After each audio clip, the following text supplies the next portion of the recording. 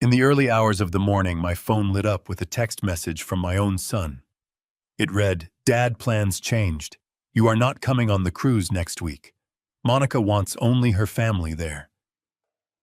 The very next day, I canceled the payments, sold the house they lived in, and left town. When they came back from their luxurious vacation, the house they thought they owned was gutted to the studs. Before I dive into exactly how I systematically dismantled their perfect little lives, let me know where you are watching from in the comments below. Hit like and subscribe if you have ever had to teach an entitled family member a harsh lesson in reality. My name is Harrison Caldwell. I am 70 years old, and for 40 years I ran a ruthless construction contracting business right here in Seattle. It was a Tuesday, 6 in the morning.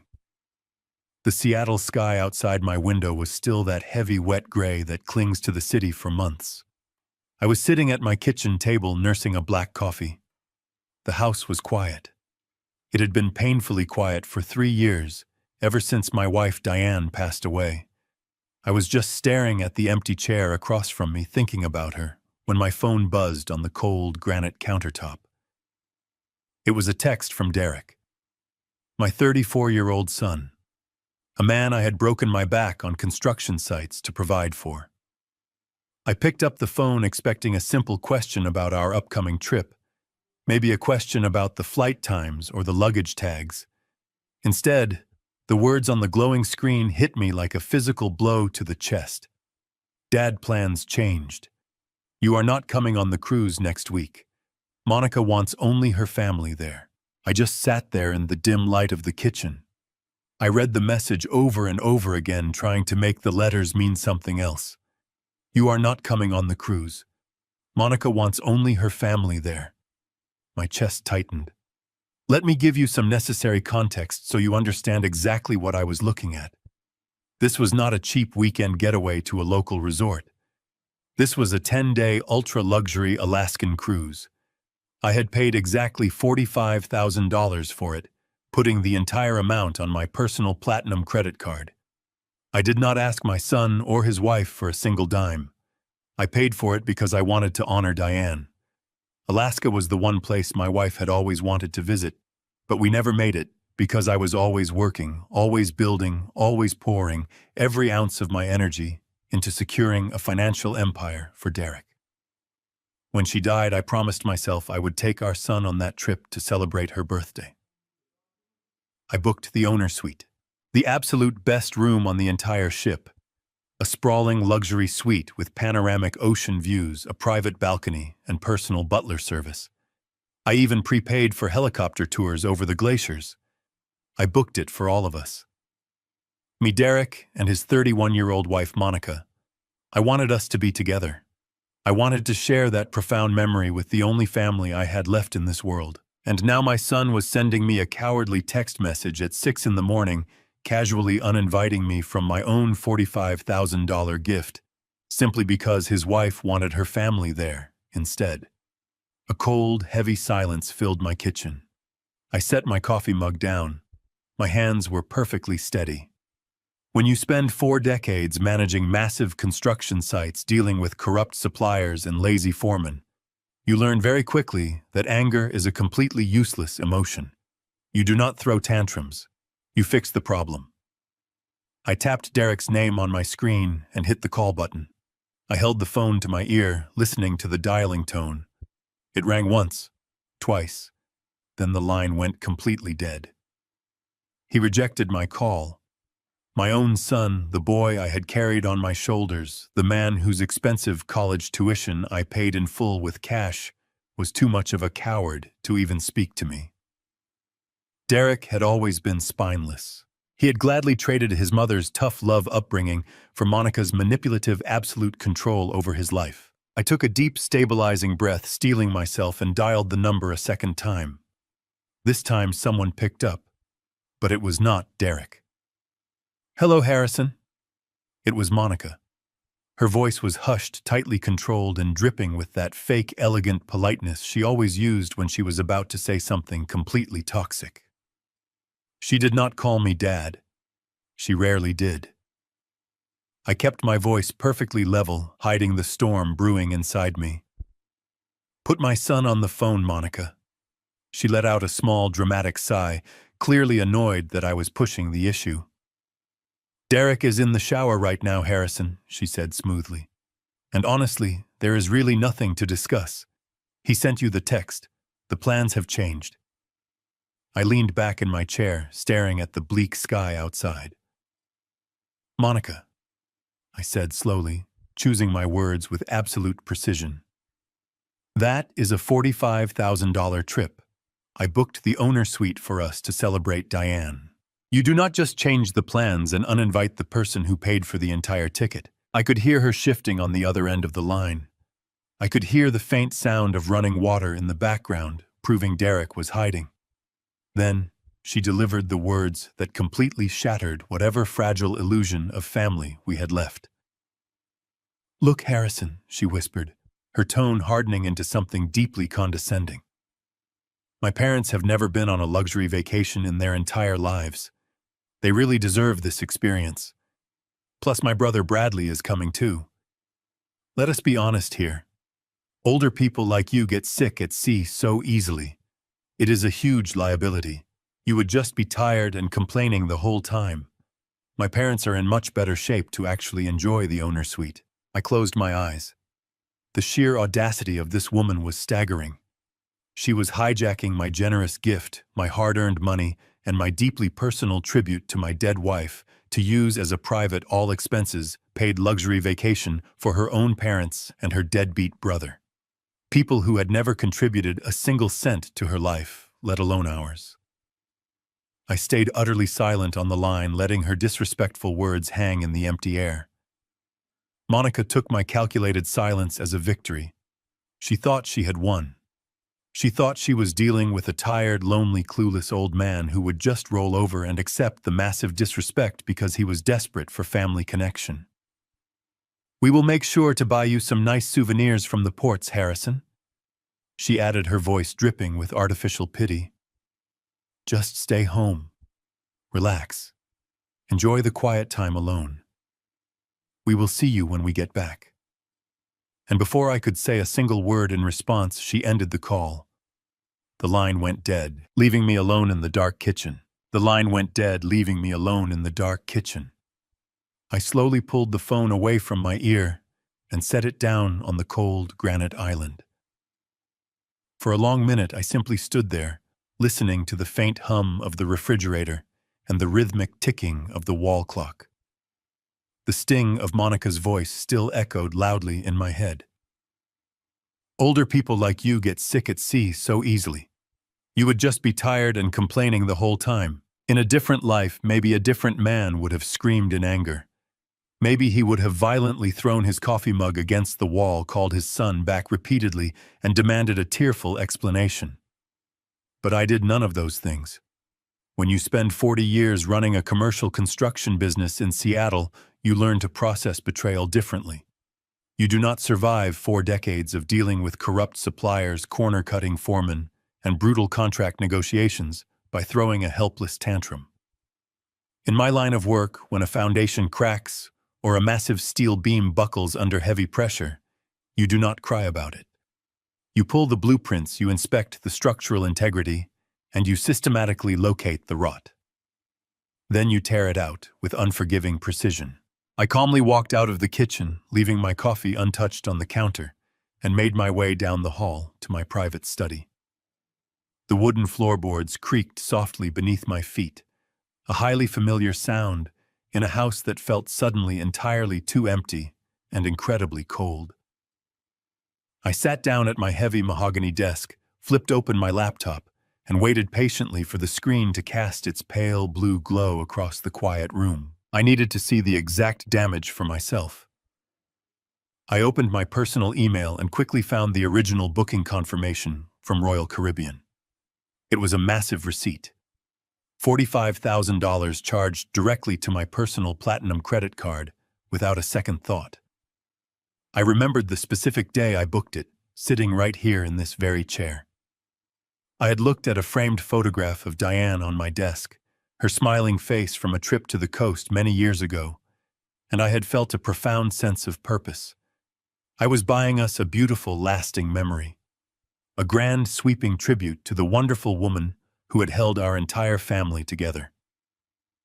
I had carefully selected the owner suite, the absolute crown jewel of the ship, because I truly wanted Derek to experience the kind of extravagant luxury I had worked my entire life to provide. I highlighted the long booking reference number, copied it to my clipboard, and navigated to the official cruise line passenger portal. My hands did not shake as I steadily pasted the code into the secure login field. I hit the enter key. The loading icon spun for a few agonizing seconds, a small blue wheel turning round and round, before the detailed reservation page finally populated on the monitor. I stared blankly at the bright screen. I blinked, leaning much closer, my eyes rapidly scanning the detailed passenger manifest. I scrolled down to the primary guest details section, fully expecting to see my name, Harrison Caldwell, listed prominently, first as the primary account holder and lead passenger.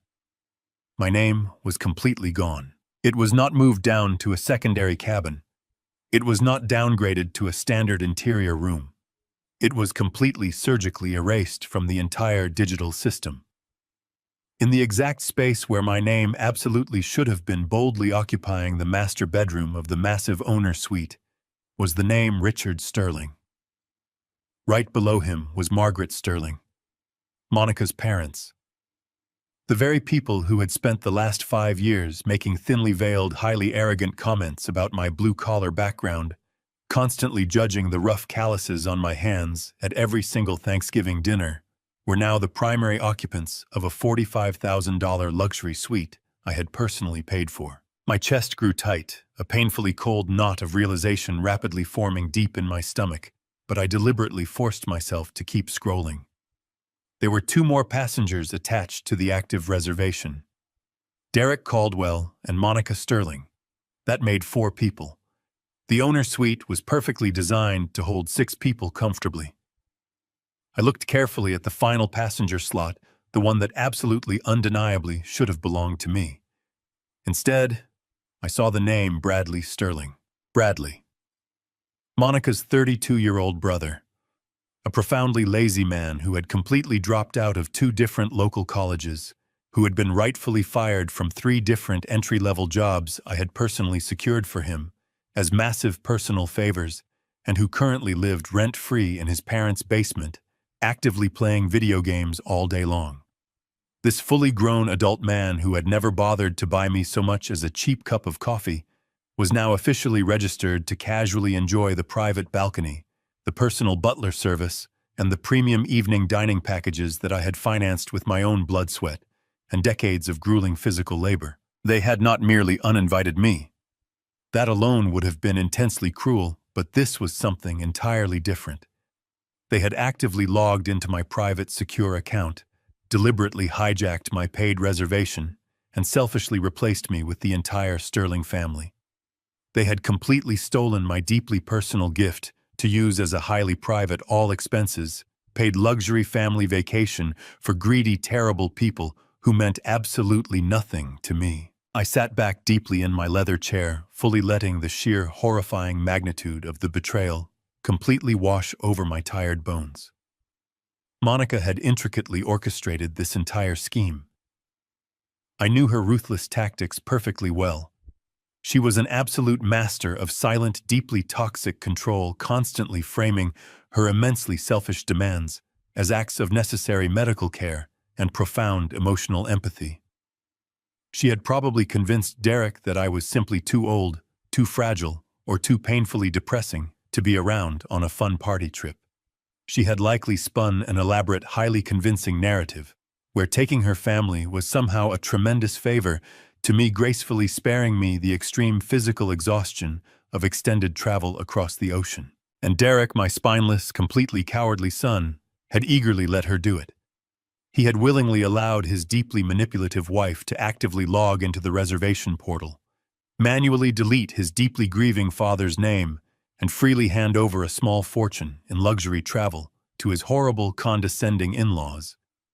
He had stood by totally silently while they completely ruthlessly hijacked a highly sacred trip explicitly meant to deeply honor his own mother's lasting memory. The betrayal was so incredibly profound, so deeply calculated and viciously malicious, that it instantly and permanently stripped away absolutely any lingering paternal weakness I might have foolishly held onto. I looked intensely at the specific booking details once again. The massive cruise ship was officially scheduled to fully depart in exactly 7 days. Next Tuesday. The official boarding passes were already actively generated and saved. The specialized luggage tags were physically printed. The incredibly expensive premium drink packages were already manually selected. I could clearly see on the screen that Bradley had already happily gone in and successfully upgraded his personal beverage package to the absolute ultimate tier, happily granting him unlimited daily access to incredibly expensive top-shelf liquor. All of these excessive, deeply arrogant charges were linked directly and continuously to my personal platinum credit card, which was incredibly still dutifully stored deeply in the ship system as the primary default payment method for absolutely all ongoing onboard expenses. They actually thought they had finally won. They truly deeply believed they had successfully and completely outmaneuvered me. Monica had smugly sized me up and quickly foolishly decided I was just a highly tired, deeply broken old man who would quietly and obediently absorb the massive, horrible disrespect, who would obediently stay home and sadly accept her profoundly fake pity, simply because I was far too desperate for my son's eventual meager affection to ever cause a major messy scene. She arrogantly thought my heavy silence on the phone earlier was the pathetic, completely submissive silence of a totally, utterly defeated man. She did not actively understand exactly who she was foolishly dealing with. She did not logically understand that a seasoned man who spent 40 incredibly grueling years successfully dominating the highly brutal, entirely unforgiving world of commercial corporate contracting absolutely does not simply quietly surrender his hard-earned personal assets. I absolutely did not build massive, expensive skyscrapers by carelessly letting greedy, terrible people steal my incredibly expensive raw materials. I positively did not successfully amass my large personal wealth by foolishly allowing lazy, deeply entitled parasites to quietly and constantly drain my private bank accounts without extremely serious, highly devastating consequences. I stared intensely at the glowing screen, quietly tracing the arrogant names of the entire Sterling family with my small digital cursor. An incredibly slow, deeply chilling clarity smoothly and completely settled entirely over my busy mind. The profound sadness was entirely gone now, completely instantly evaporated smoothly into the cold morning air. In its absolute place was a highly sharp, intensely focused, heavily tactical, purely destructive energy. I deliberately reached for the yellow legal notepad I constantly kept perfectly centered, firmly on my wooden desk, quietly clicking my heavy metal pen. I actively started writing down a highly detailed, extremely precise list. I absolutely did not quickly cancel the extremely expensive cruise tickets right then. That exact move would have been entirely too simple, far too incredibly easy. That specific choice would have only been a mere highly temporary inconvenience for them to eventually fix. I desperately, completely wanted them to happily pack their highly expensive designer bags. I fully wanted them to happily drive together to the busy, crowded port. I positively wanted them to successfully board that massive luxury ship fully, feel the fresh, cold ocean breeze, and fully deeply experience the highly arrogant thrill of their totally stolen victory. I intensely wanted them safely, completely trapped on that massive metal ship. I confidently closed the silver laptop with a highly quiet, beautifully definitive, extremely satisfying snap. The fragile foundation of our entire family had not just slightly cracked under pressure, it was entirely rotten to the very core. And it was exactly time to absolutely bring the whole heavy structure down. My smartphone vibrated against the hard granite surface of the kitchen island, breaking the heavy silence of the early morning. I looked down at the bright screen. The caller identification displayed Derek's name in bold black letters. It had been exactly 22 minutes since Monica had abruptly hung up on me. 22 minutes of absolute silence while my son presumably gathered the tiny fraction of courage required to finally face his own father. I let the phone vibrate 3 separate times. I wanted him to sweat. I wanted him to sit in the uncomfortable tension of his own cowardly actions before I granted him an audience. On the 4th long ring, I reached out and slowly swiped the green icon to accept the call. I brought the device to my ear and simply breathed, waiting for him to speak first. I did not offer a warm greeting. I just let the empty dead air press heavily against his guilty conscience. "Dad, are you there?" Derek's voice came through the small speaker. It was noticeably shaky, thin, and stretched incredibly tight with nervous anxiety. "Yes, Derek, I am here," I replied. My voice was completely flat, entirely devoid of any warm parental affection. It was the exact same tone of voice I used to use when dealing with a highly dishonest concrete supplier who thought he could safely cut corners on a massive commercial building project. I heard my son swallow hard over the line. "Listen, Dad."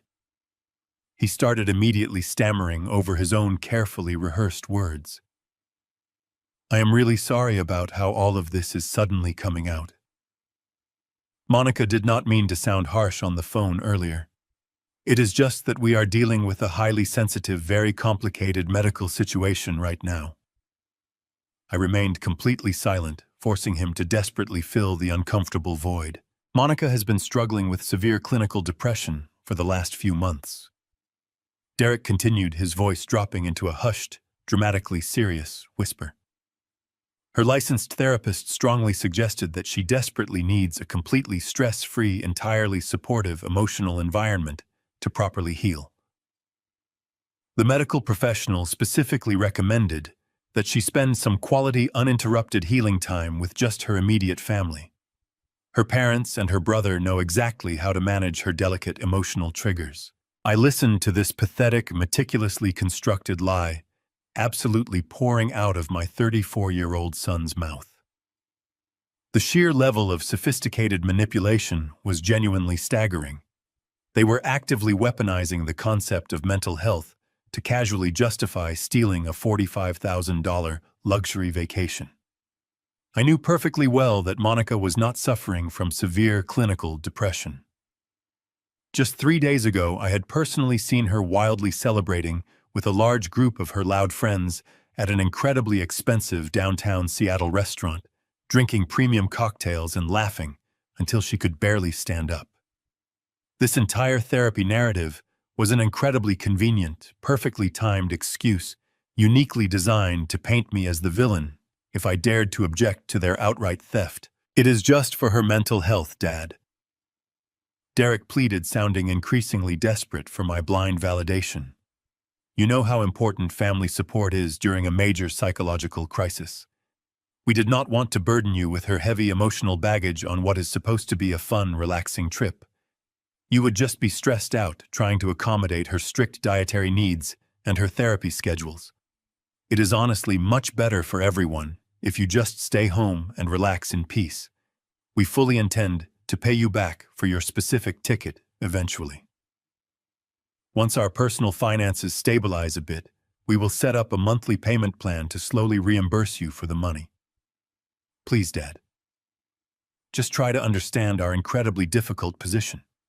Please do not ruin this important healing journey for us by getting unnecessarily angry." I closed my eyes, feeling a profound, heavy wave of utter disappointment completely wash over me. I thought about my late wife, Diane. She had been a fiercely strong, incredibly resilient woman who absolutely believed in the strict, unforgiving concept of personal accountability. When Derek was a teenager, if he ever tried to avoid taking direct responsibility for his own foolish mistakes, Diane would confidently march him straight back to the scene of the problem and force him to look the offended party dead in the eyes while he delivered a genuine apology. She raised him with tough love, trying to mold his soft clay into a solid, dependable man. But the devastating truth was that Derek had always been inherently weak. He had absolutely zero structural integrity. The very moment he left our strict household and met Monica, he had eagerly and completely surrendered his own spine. He actively traded his strong, demanding mother for a deeply controlling, heavily manipulative wife who expertly dictated his every single move. I knew, with absolute terrifying certainty, that Derek was currently standing in a quiet corner of his massive house reading directly from a specialized mental script that Monica had drilled into his head just minutes before. He was nothing but a frightened puppet dutifully reciting his master's lines. He actually believed that dangling the vague, entirely empty promise of a future payment plan would magically pacify my mounting rage. He genuinely thought that mentioning a fictional long-term reimbursement schedule for a massive $45,000 credit card charge would successfully blind me to the immediate reality of their vicious betrayal. I knew perfectly well that I would never see a single dime of that money from them. They lived entirely beyond their actual means, constantly drowning in superficial debt, just to maintain a highly curated, profoundly fake image of extreme wealth on their various social media profiles.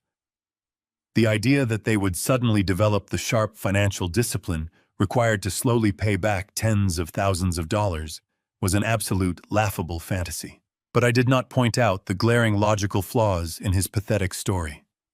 I did not loudly demand to see this supposed therapist's official medical notes. I did not scream about the blatant, horrific disrespect of replacing my name with Bradley's name on a trip designed to honor my dead wife. Instead, I smoothly leaned into the carefully constructed lie. I deliberately forced every single trace of anger, betrayal, and sorrow completely out of my voice.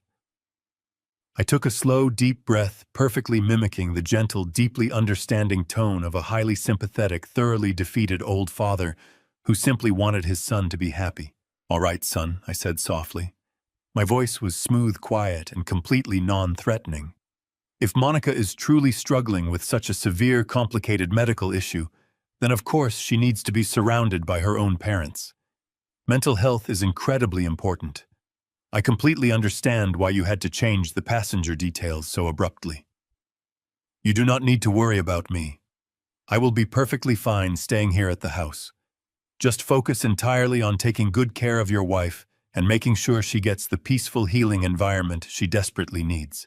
There was a sharp, sudden intake of breath over the phone line. I could literally hear the massive, incredibly heavy weight of profound anxiety completely lifting right off Derek's shoulders. The absolute relief in his voice was palpable, almost sickeningly sweet. "Really, Dad?" He asked, his tone instantly shifting from desperate panic to bubbling, highly arrogant excitement. "You are not incredibly mad at us? I mean, I know it is a huge, sudden change of plans, and I was so deeply worried you would completely blow up at me over the financial aspects of the tickets." "I am not mad at all, Derek." I lied effortlessly. My face was a cold, expressionless mask of pure stone. A father's only job is to properly support his son during difficult times. You go on your trip, enjoy the fresh ocean air, have a wonderful, relaxing time with the Sterling family. We can easily discuss all the boring financial details and the specific reimbursement plans whenever you get back to Seattle. There is absolutely no rush. "Thank you, Dad." Derek gushed, completely falling into the massive invisible trap I had just perfectly laid out for him. "You are the absolute best. Seriously, this means the entire world to Monica and me. We will definitely bring you back something incredibly nice from the glaciers. I have to go help Monica finish packing the last of her specialized therapy items, but I will text you right before we board the ship next week. I love you, Dad." "I love you too, son," I replied calmly. "Have a very safe and highly memorable journey." I pulled the phone away from my ear and deliberately ended the call. The screen went completely dark, reflecting my own hard, unsmiling face in the black glass. Derek had eagerly bought the entire performance. He genuinely, truly believed that his clueless, overly generous old father had completely swallowed their pathetic fairy tale without a single moment of critical hesitation. He was likely walking back into his master bedroom right now, proudly flashing a victorious smile at his heavily manipulative wife, confidently assuring her that the stupid old man was successfully handled and safely out of their way. They thought they had securely won the absolute ultimate prize. They confidently believed they were about to embark on the most incredibly luxurious, entirely free vacation of their entire superficial lives. But they were completely catastrophically wrong. The real war had not even officially begun yet, and my deeply arrogant son had absolutely no idea that he had just casually handed me the exact tactical ammunition I desperately needed to thoroughly, systematically destroy his perfectly curated, profoundly fake life. I sat in the absolute silence of my study, slowly steepling my fingers together, entirely ready to initiate the next devastating phase of my response. I sat in the absolute silence of my study, slowly steepling my fingers together, entirely ready to initiate the next devastating phase of my response. The heavy mahogany clock on the wall ticked steadily, marking the slow passage of time. Suddenly, the quiet atmosphere was shattered by a sharp, vibrating buzz from the smartphone resting on my desk. The screen illuminated the dim room with a harsh white light. I leaned forward and picked up the device, fully expecting another text message from Derek, perhaps a hollow apology, or another carefully crafted lie to ensure I was completely pacified. Instead, the notification banner displayed the bright blue logo of my primary financial institution. It was an automated security alert. My brow furrowed in mild confusion. I swiped the screen to unlock the phone and opened the secure banking application. The alert was directly tied to a specific checking account, one that I rarely monitored because it was explicitly meant to remain completely dormant. It was a joint emergency checking account that I officially shared with Derek. This account was a deeply sentimental relic from a completely different era of our lives. Many years ago, when Derek first moved out of our family house to attend college, my late wife Diane had firmly insisted that we establish a shared financial safety net for him. Diane was an incredibly loving mother, but she was also exceptionally practical and fiercely protective. She wanted to ensure that if our only son ever found himself in a genuine crisis, a sudden medical emergency, a major car breakdown, or a catastrophic living situation, he would have immediate, unquestioned access to liquid funds without having to wait for banking hours or cross-country wire transfers. I had initially argued against the idea, firmly believing that a young man needed to learn how to actively manage his own financial hardships to build real character.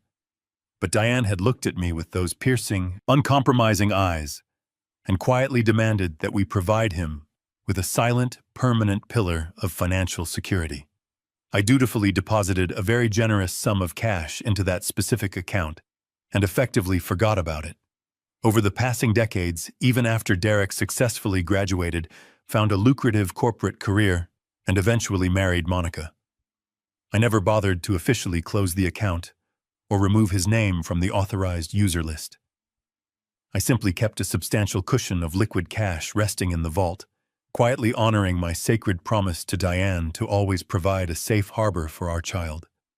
For years, the balance had remained entirely untouched. Derek clearly knew the strict rules of the arrangement. The money was exclusively reserved for absolute life-altering emergencies. I slowly tapped the push notification, prompting the mobile banking application to instantly load the detailed transaction history for the joint emergency account. The digital screen refreshed, and my eyes locked onto the bold black numbers proudly displayed at the very top of the ledger. My heart skipped a remarkably heavy beat. The total available balance had been drastically and completely reduced. I frantically scrolled down to the recent activity section, my vision rapidly narrowing on the most recent line items. There, glowing with stark digital clarity, were 3 back-to-back cash withdrawals. Each individual withdrawal was for the exact same incredibly specific numerical amount, $9,900. I stared intensely at the bright screen, letting the cold mathematical reality completely wash over my racing mind. 3 consecutive transactions of $9,900 flawlessly executed within mere minutes of each other, efficiently pulling a massive total of $29,700 of raw untraceable cash directly out of my private emergency reserves.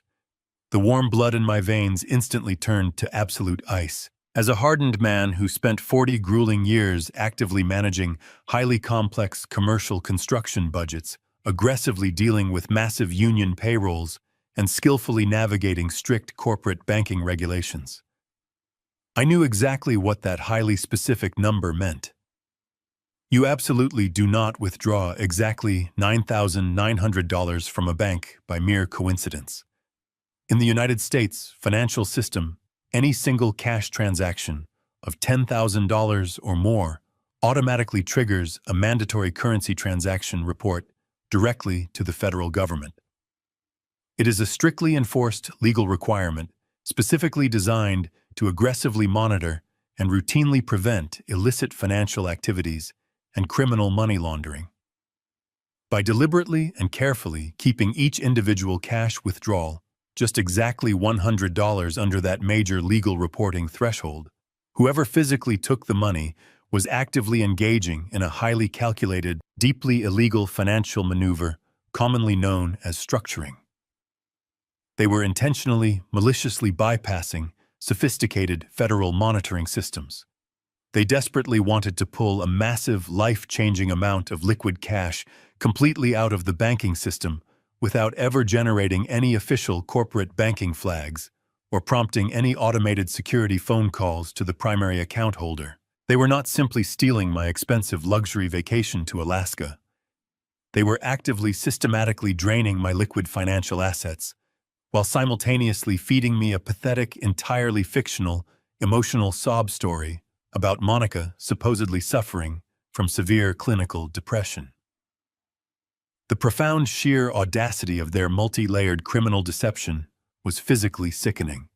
Derek had literally just spent 10 long minutes on the telephone, practically begging for my deepest paternal sympathy, emotionally describing his wife as a fragile, deeply troubled woman who desperately needed a peaceful family retreat to simply function in society. All the while, they had already brilliantly orchestrated a highly illegal, heavily calculated extraction of nearly $30,000 in completely untraceable cash. I placed the phone down on the wooden desk, my breathing perfectly even, but my mind operating at a terrifying, hypervigilant speed. Why would a married couple living in a beautiful, extremely expensive Bellevue mansion ever desperately need $30,000 in raw physical cash? You absolutely do not use unrecorded stacks of $100 bills to pay for normal, legitimate household expenses, like utility bills, premium groceries, or luxury car insurance. You do not need carefully structured physical currency to comfortably enjoy a paid luxury cruise vacation where absolutely every single premium amenity is neatly linked to a digital cabin card. Untraceable cash is exclusively gathered and utilized for only one specific purpose. It is purposely used to secretly pay for highly illicit goods or incredibly shady under-the-table services that cannot ever legally leave a permanent paper trail. My son was not just a weak, pathetic coward who had allowed his terrible wife to casually disrespect his grieving father. He was now an active, incredibly brazen participant in a major financial conspiracy aimed directly at my personal wealth. The intricate pieces of the dark puzzle were finally clicking together with devastating clarity. The sudden cancellation of my cruise ticket, the inclusion of Monica's highly questionable family, the deeply manipulative, thoroughly rehearsed phone call, and now the massive, highly illegal structuring of cash withdrawals from an account they genuinely thought I was entirely too old and completely too oblivious to actively monitor. They had truly crossed the point of no return. I absolutely had to uncover exactly why. I closed the banking application on my phone and pushed my leather chair back from the mahogany desk. The quiet morning air in my study felt suddenly heavy, thick, with the undeniable reality of my son's deceit. $30,000 in structured cash withdrawals was not a simple misunderstanding. It was a massive, deliberate maneuver to bypass federal banking security executed by someone who desperately needed untraceable funds. I needed to see Derek face to face. I needed to look him directly in the eyes and see the truth for myself. I stood up, grabbed my heavy wool coat from the hallway closet, and walked out the front door into the crisp, gray Seattle morning. I climbed into my truck and started the engine. The drive from my quiet neighborhood to the upscale suburbs of Bellevue usually took about 30 minutes across the floating bridge, but today, the journey felt like an eternity. The rhythmic thumping of the tires over the concrete expansion joints matched the furious beating of my heart. As I navigated the winding tree-lined streets of Bellevue, the modest homes gradually gave way to sprawling multi-million-dollar estates. The neighborhood was an exclusive enclave of manicured lawns, pristine private driveways, and towering evergreens.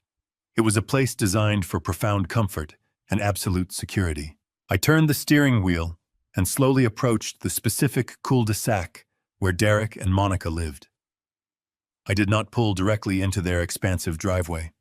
My gut instinct, honed by decades of dealing with highly deceitful contractors and hostile business negotiations, warned me to remain completely unseen.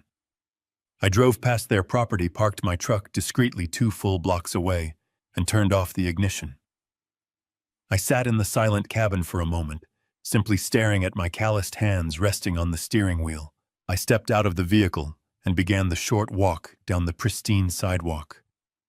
The cold morning air bit at my face, but I barely felt it.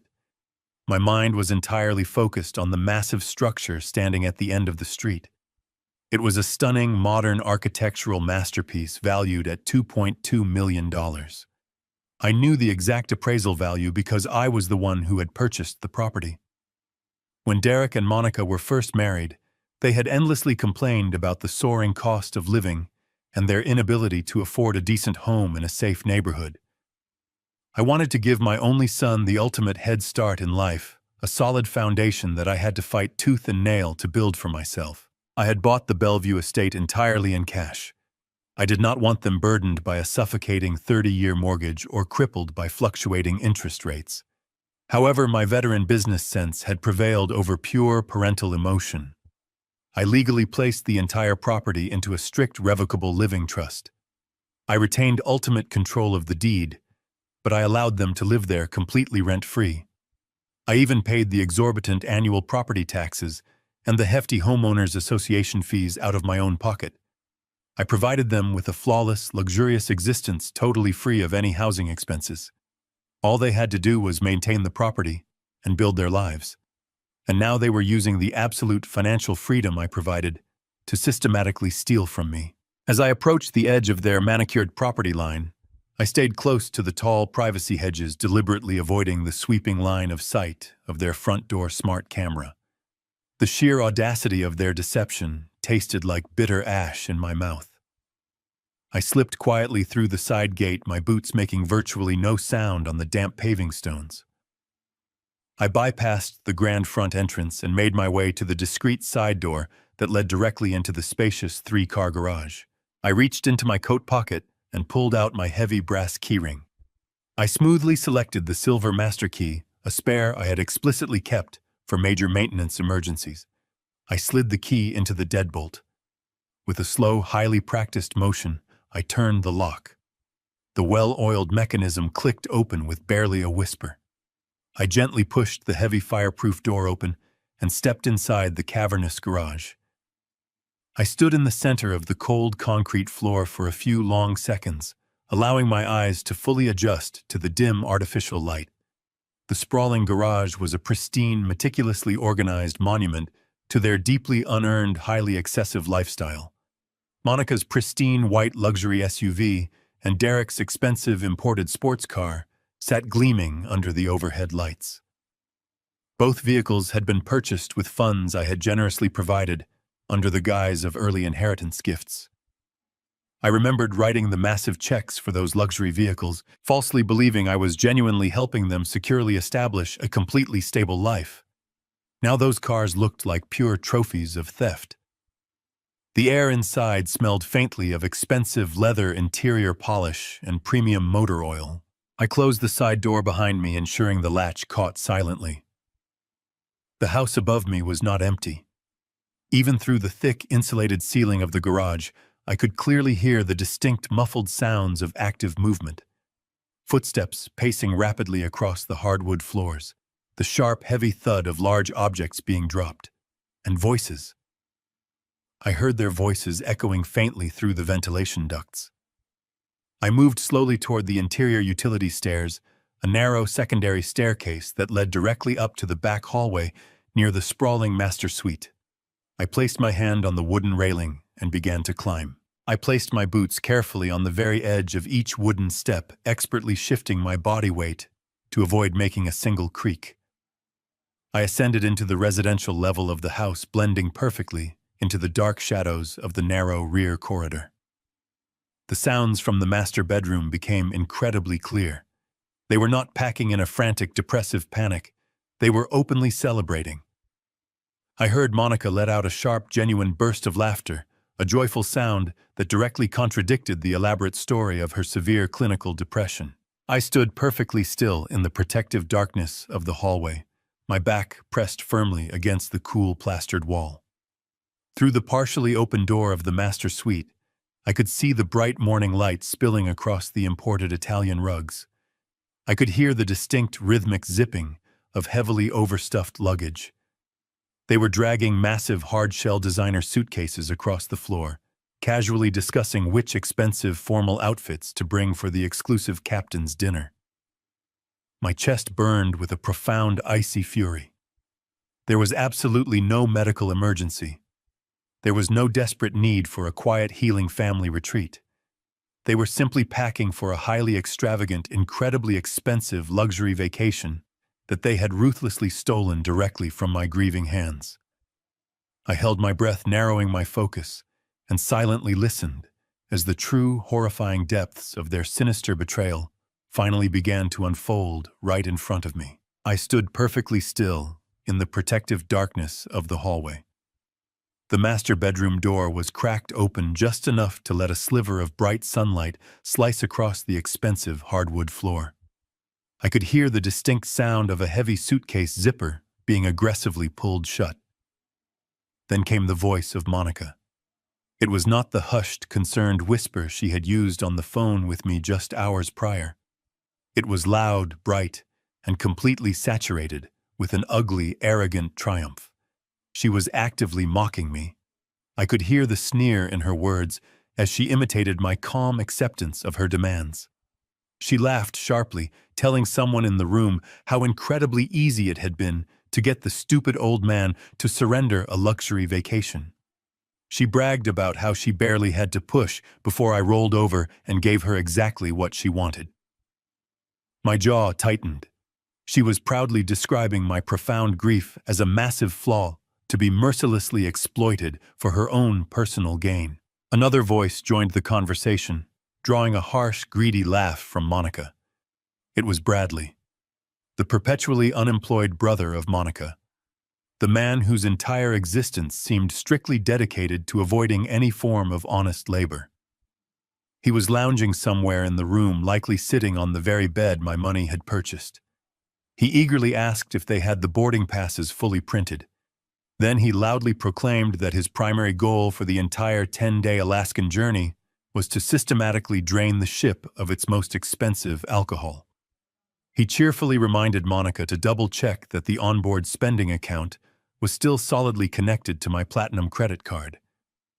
He vividly described the premium bourbon and the highly exclusive champagne he planned to order every single night, joking that he would drink enough to put me in a shallow financial grave. He actually used those exact words. He was actively salivating over the prospect of bleeding my personal finances dry while sailing on a luxury vessel I had booked to honor the sacred memory of my deceased wife. The profound disrespect echoing through that room was a physical weight pressing down on my chest. As I listened to Bradley joyfully anticipating his stolen luxury, my mind involuntarily drifted back through the long, grueling decades of my life.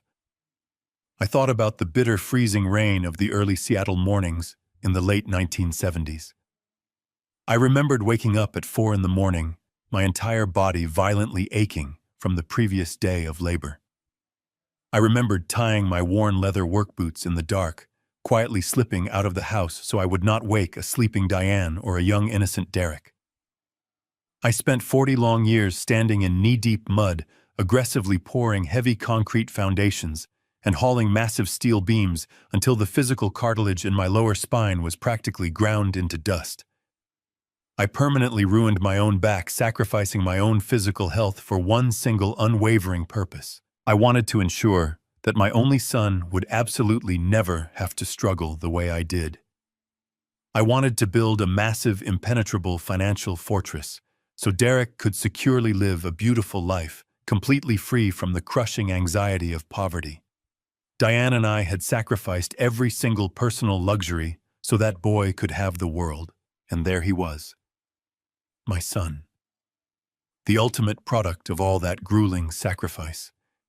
He was standing in that bedroom, completely silent, while his deeply manipulative wife and her parasitic brother openly mocked the man who had given him absolutely everything.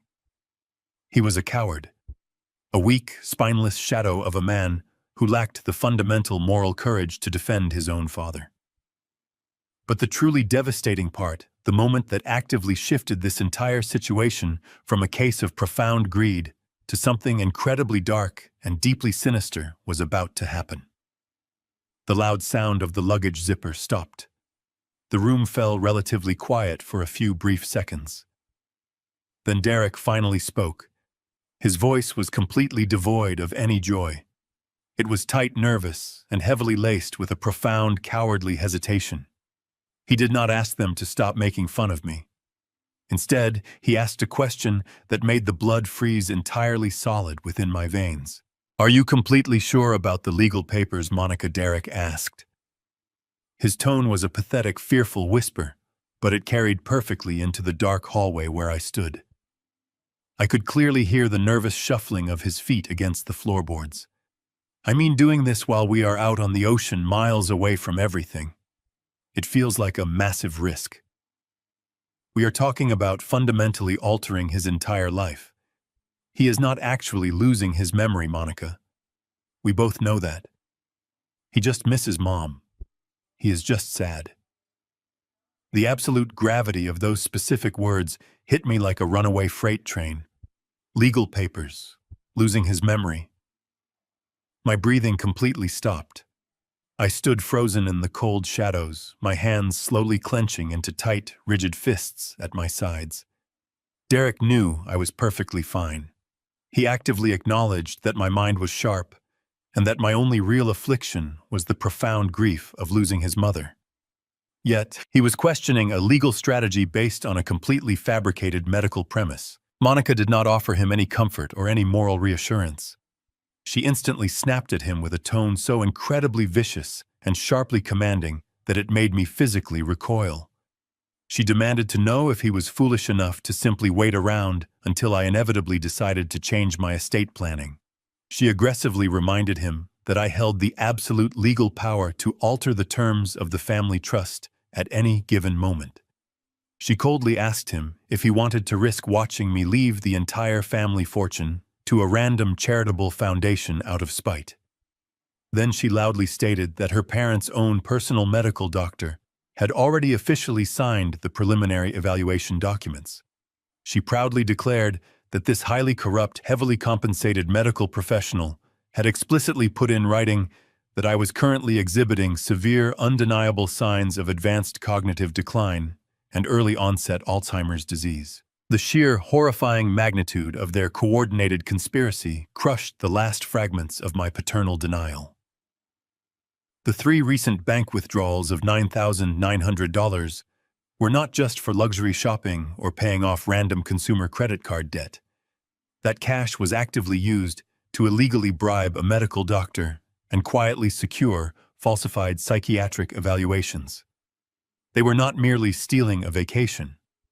They were constructing a sophisticated, illegal medical trap to completely strip away my human rights, seize my financial assets, and forcibly lock me away in a facility against my will.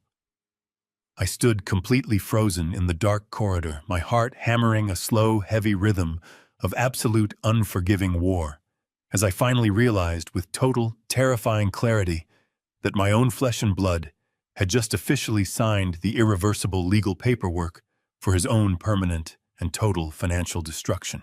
The suffocating silence in the hallway was suddenly broken by Monica's venomous voice. She did not coddle my son's sudden burst of moral conscience. She actively attacked it. "Do you honestly want to wait around until your senile father casually decides to change his mind?" She hissed, her tone slicing the quiet air like a cold razor. "Do you want to patiently sit here until he rewrites his entire will and leaves every cent of his estate to some random charity out of pure spite?" "We have already paid for the legal groundwork, Derek. My parents' personal physician has already officially signed the preliminary medical evaluation. The paperwork clearly states that Harrison is actively showing severe, undeniable signs of advanced Alzheimer's disease." I stopped breathing. The floorboards beneath my boots felt as though they were giving way. Alzheimer's. The sheer terrifying weight of that specific word hung heavily in the air of the house I had purchased with my own blood and sweat. It was the most insidious, deeply cruel lie a person could possibly fabricate. My mind was incredibly sharp. I still actively managed my own complex investment portfolios and vividly remembered the exact day I poured the concrete foundation for the first commercial building of my career. Yet my own daughter-in-law was casually discussing a falsified medical diagnosis as if she were simply planning a weekend grocery shopping trip. Suddenly, a blinding flash of realization hit me. The banking alerts from earlier this morning. The 3 consecutive cash withdrawals of exactly $9,900 from our joint emergency checking account. I had initially suspected they were simply using the structured, untraceable cash to secretly purchase luxury goods or pay off hidden consumer debts. But the dark truth was exponentially worse. That heavily structured $30,000 in raw cash was specifically used to illegally bribe a deeply corrupt medical professional. They had brazenly used my own financial assets to quietly purchase a completely fraudulent psychiatric evaluation from a doctor embedded in the Sterling family network. The remaining cash was undoubtedly handed under the table to whatever completely unethical attorney they had hired to secretly draft the sinister legal documents without raising official red flags. They were successfully financing my own legal and medical execution using the very money I had painstakingly saved to protect my son from genuine hardship. Derek stammered, his voice vibrating with a pathetic, deeply sickening cowardice. "But what if the probate judge wants to actively question him, Monica?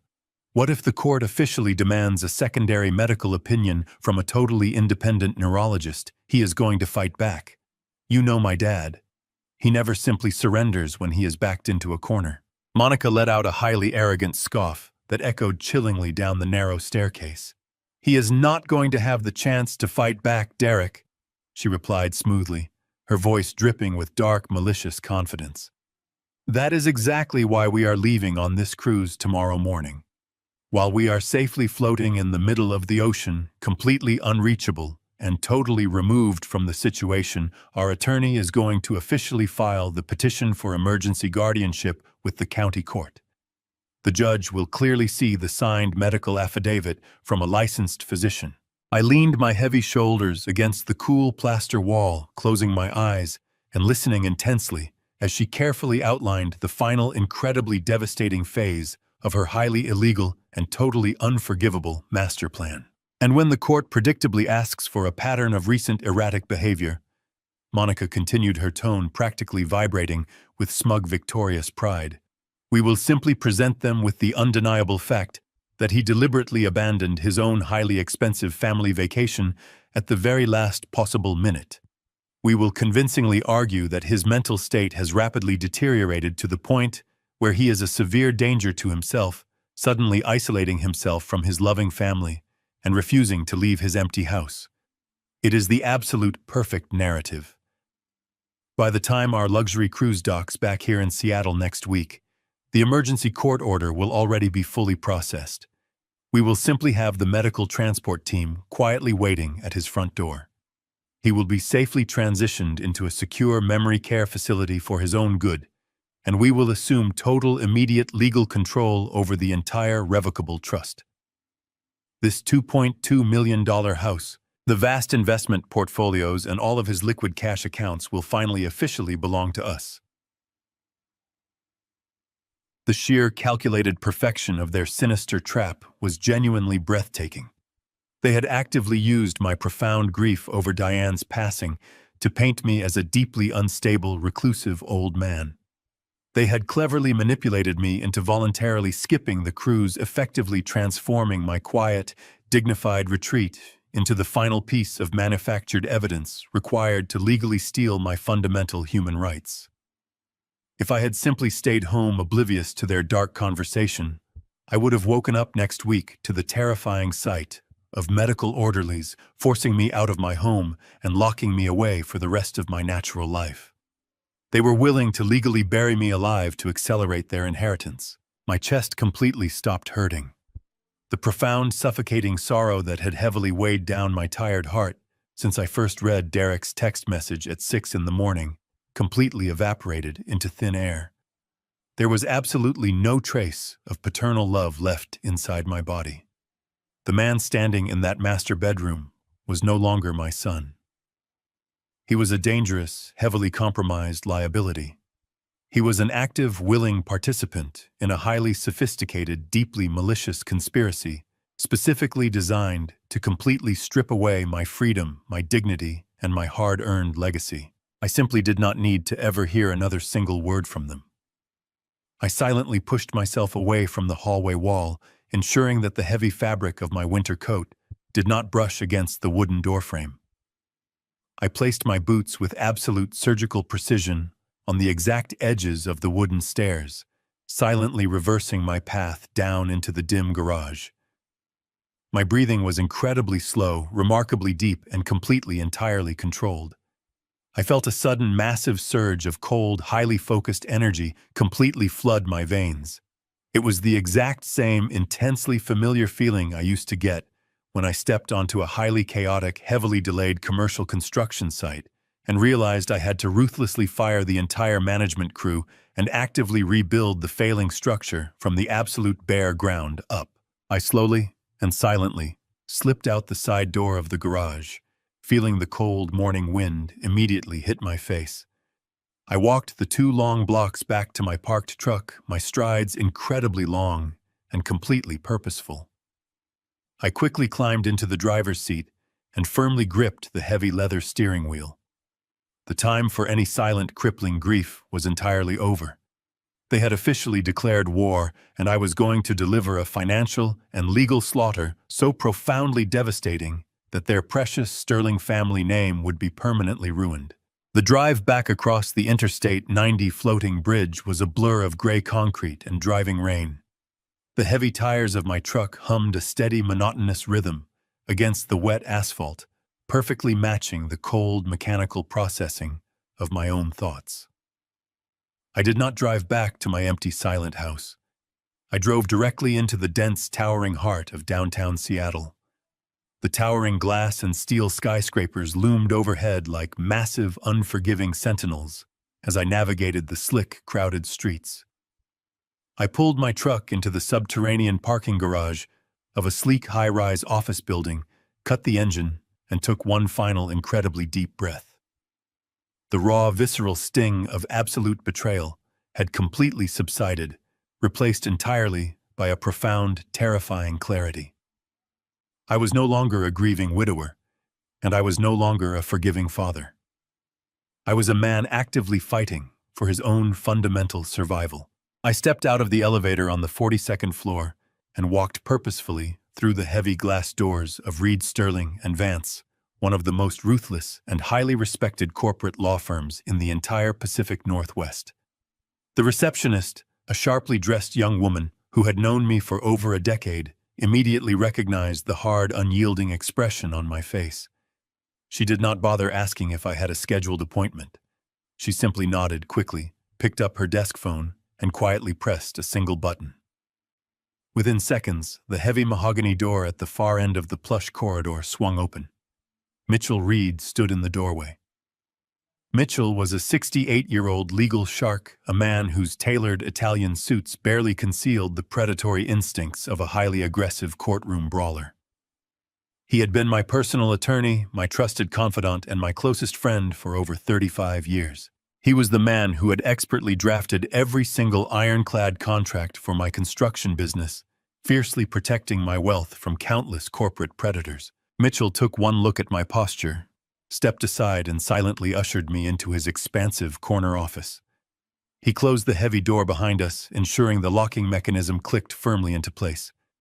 The room was a monument to legal intimidation, featuring floor-to-ceiling windows that offered a sweeping panoramic view of the dark, churning waters of Puget Sound. He did not offer me a drink or ask me how my morning was going. He walked directly over to his massive oak desk, sat down in his high-backed leather chair, and fixed his piercing gray eyes directly on me. "You have that exact same look on your face that you had 20 years ago when you ruthlessly fired your entire executive board," Mitchell said, his voice a low, gravelly rumble. "Tell me exactly who we are legally destroying today." I sat down in the leather chair opposite him. I did not waste time with emotional preludes or long, drawn-out explanations. I gave him the pure, unvarnished facts. I told him about the early morning text message from Derek canceling the cruise. I told him about the 3 consecutive bank withdrawals of exactly $9,900, carefully pulled from the emergency joint checking account. And finally, I told him about my silent trip to the Bellevue mansion. I repeated word for absolute word the horrifying conversation I had actively eavesdropped on between Monica and my son. I described their calculated plan to illegally purchase a fraudulent medical diagnosis of advanced Alzheimer's disease. I detailed their exact timeline to legally declare me totally incompetent and forcibly lock me away in a secure medical facility while they safely enjoyed a luxury vacation purchased with my own platinum credit card. Mitchell did not interrupt me once. He sat perfectly still, his hands steepled tightly together, his expression growing darker and significantly more dangerous with every single sentence I delivered. When I finally finished, a heavy, suffocating silence filled the expansive office. Mitchell slowly lowered his hands and let out a long, highly controlled breath. "I warned you about this, Harrison," he said, his tone devoid of any judgment, heavily laced instead with a cold, terrifying professional fury. 7 years ago, when you insisted on buying that incredibly expensive Bellevue property in cash and placing it into a revocable living trust for Derek to actively use, I explicitly warned you. I sat in this exact same chair, and I told you that putting massive, unrestricted assets into the hands of a weak young man with a highly manipulative wife was a recipe for absolute financial disaster. I told you they would eventually view your extraordinary generosity as a permanent weakness. "You were absolutely right, Mitchell," I replied evenly, not breaking eye contact. I foolishly let my profound grief over Diane blind my rational judgment. I desperately wanted to provide him with a beautiful, stress-free life. But I am not here to discuss my past parental failures.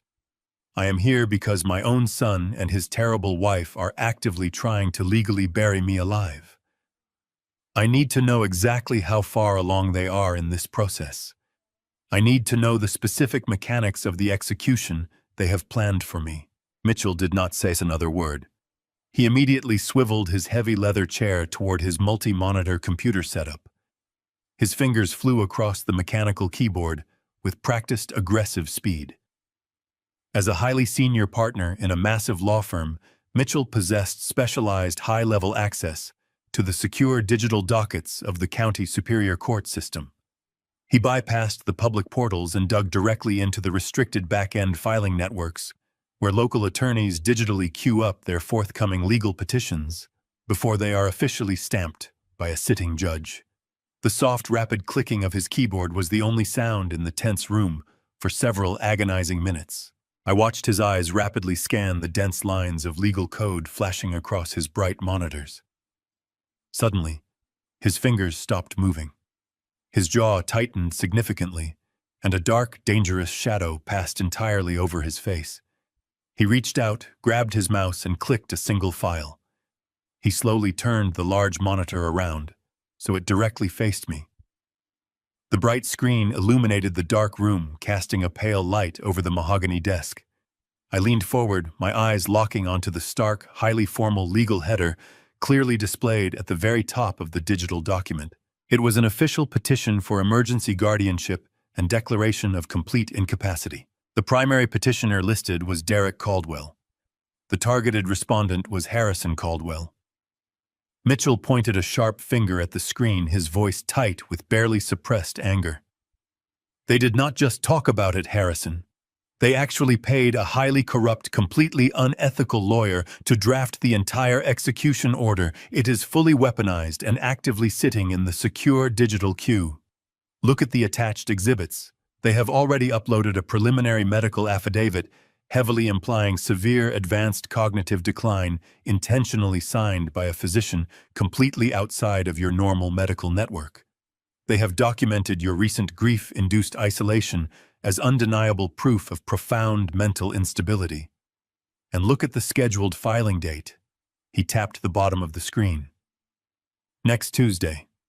Exactly 48 hours after their massive luxury cruise ship officially sails completely out of international communication range. I stared at the glowing document, reading the cold, deeply clinical language designed to systematically strip away my basic human rights, seize my entire financial legacy, and forcibly erase me from the civilized world. They were going to quietly submit this massive, irreversible legal bomb to a sympathetic probate judge, while they were safely drinking premium champagne on a private ocean balcony I had personally paid for. They expected to return to Seattle, step off the ship, and casually inherit my vast fortune while I wasted away in a locked, sterile room. Mitchell turned the monitor back around and looked at me, his eyes burning with a fierce, protective fire. They have officially loaded the gun, Harrison, and they have actively pointed it directly at your head. If we do not completely dismantle this right now, you will absolutely lose your freedom before the week is over. They think they are dealing with a helpless old man. I slowly stood up from the leather chair, buttoning my heavy wool coat. I looked out the massive window at the dark, churning waters of the Sound. I felt absolutely nothing for the boy I had raised. The betrayal was complete, absolute, and utterly unforgivable. I turned back to my old friend, my voice a cold, chilling whisper of pure destruction. They are not dealing with a helpless old man, Mitchell. They are dealing with the architect who built their entire world. And today we are going to tear their miserable house down to the absolute studs. Show me exactly how we financially slaughter them. Mitchell leaned forward, resting his forearms heavily on the mahogany desk. The burning intensity in his eyes perfectly mirrored the cold fire surging through my veins. He offered absolutely no generic legal platitudes. Instead, he immediately shifted into the highly tactical mindset that made him the most feared trust attorney in the city. He explained that a direct emotional confrontation right now would be a massive strategic error. If I simply stormed into that Bellevue mansion and angrily demanded answers, Derek and Monica would instantly realize their sinister plot had been exposed. They would immediately contact their corrupt lawyer, scramble to hide their illicit financial trails, and potentially attempt to accelerate the guardianship petition using emergency psychiatric holds. We needed to operate with absolute, total secrecy. We were going to let them pack their designer luggage. We were going to let them board that luxurious cruise ship tomorrow morning, utterly convinced that their devastating trap was flawlessly set. And while they were completely isolated in the middle of the Pacific Ocean, sipping expensive champagne, on my dime we were going to systematically dismantle their entire financial existence. The very first step of our counteroffensive was addressing the massive Bellevue estate. When I originally purchased that $2.2 million property for Derek, I had legally structured the ownership through a revocable living trust. At the time, Derek and Monica had been mildly annoyed by the complex legal arrangement, foolishly assuming it was just a tedious administrative hurdle. They completely failed to comprehend the profound, absolute power that specific legal designation granted me. As the sole creator and primary grantor of a revocable trust, I held the absolute unquestionable authority shown to alter, amend, or completely dissolve the entire legal entity at any given moment. I did not need Derek's signature. I did not need Monica's permission. I did not even have a legal obligation to inform them that the status of their primary residence was being permanently altered. The house was essentially a very expensive, highly conditional gift that I could revoke the second they proved themselves unworthy. And they had just proven themselves to be actively dangerous. Mitchell pulled a thick stack of legal paper from his drawer and slid a gold pen across the wooden surface. He began rapidly drafting a formal notice of trust revocation. His sharp mind easily navigated the complex terminology required to immediately sever the property from the trust. The document explicitly stated that the original trust agreement was now officially null and void. The entire $2.2 million Bellevue property, along with all associated physical assets and underlying equity, was immediately reverting back to my sole individual name. I picked up the heavy gold pen and stared at the crisp white paper. For a brief fleeting second, the faint ghost of a memory crossed my mind. I remembered holding a much younger Derek on my shoulders, proudly showing him the freshly poured concrete foundation of his very first childhood home. But that innocent boy was entirely gone, completely replaced by a treacherous stranger who had actively conspired to lock me in a medical prison. I gripped the pen firmly and signed my full legal name with heavy, deliberate strokes. Mitchell immediately took the document, placed his official notary stamp on the bottom of the page, and pressed down with a loud final click. He quickly handed the paperwork to his senior paralegal, a stern, highly efficient woman who had silently entered the office. He explicitly instructed her to personally walk the documents down to the county recorder's office and file them before the afternoon deadline.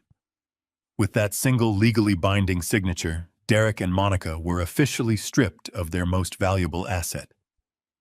They no longer resided in a luxurious multi-million-dollar family estate. They were now simply unauthorized occupants living in a house entirely owned by the man they were actively plotting to destroy. The financial slaughter was just beginning. We immediately moved on to the second phase of our counteroffensive, the joint emergency checking account.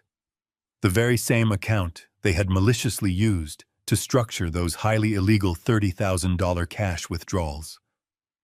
I reached into my coat pocket, pulled out my smartphone, and placed it flat on the desk between us.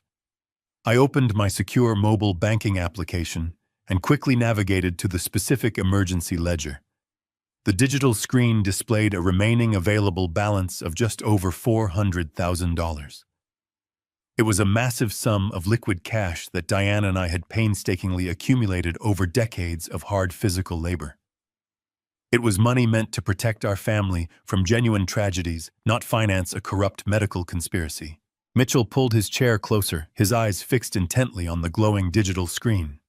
As my official legal counsel, he needed to physically witness the entire financial transaction to ensure there were absolutely no future claims of improper asset mismanagement. I tapped the transfer icon. I selected the joint emergency account as the primary source of the funds. Then I selected a completely private, deeply secure, solo account that I had maintained entirely separate from the family trust. I carefully typed the exact numerical value into the transfer window, every single penny. I did not leave them a single dollar for a rainy day.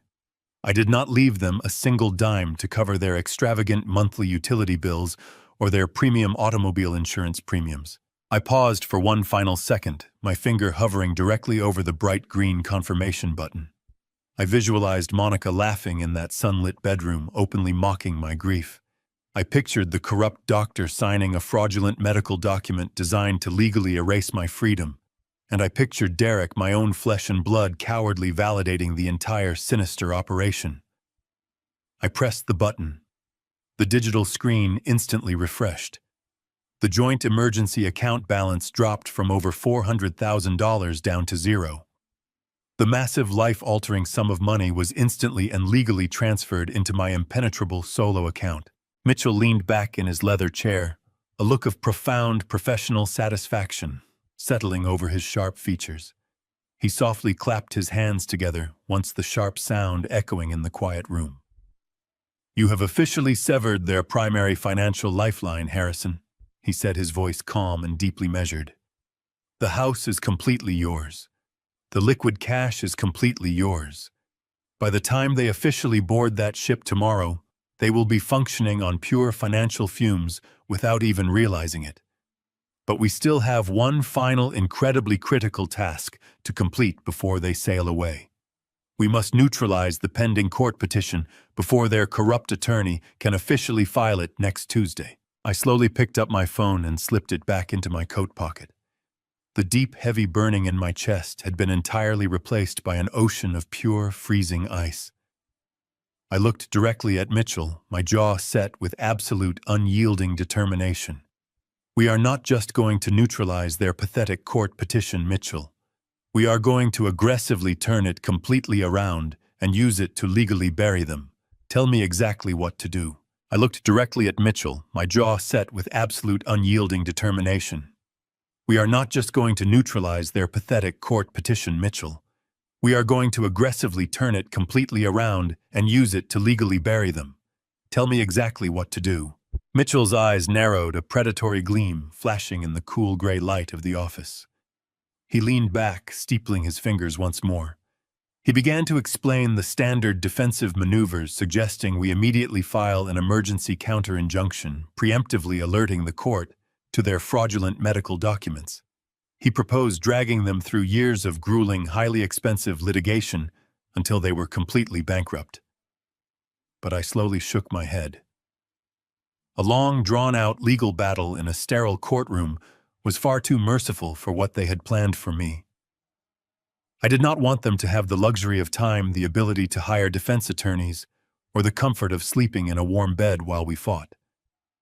I wanted a total, instantaneous financial annihilation.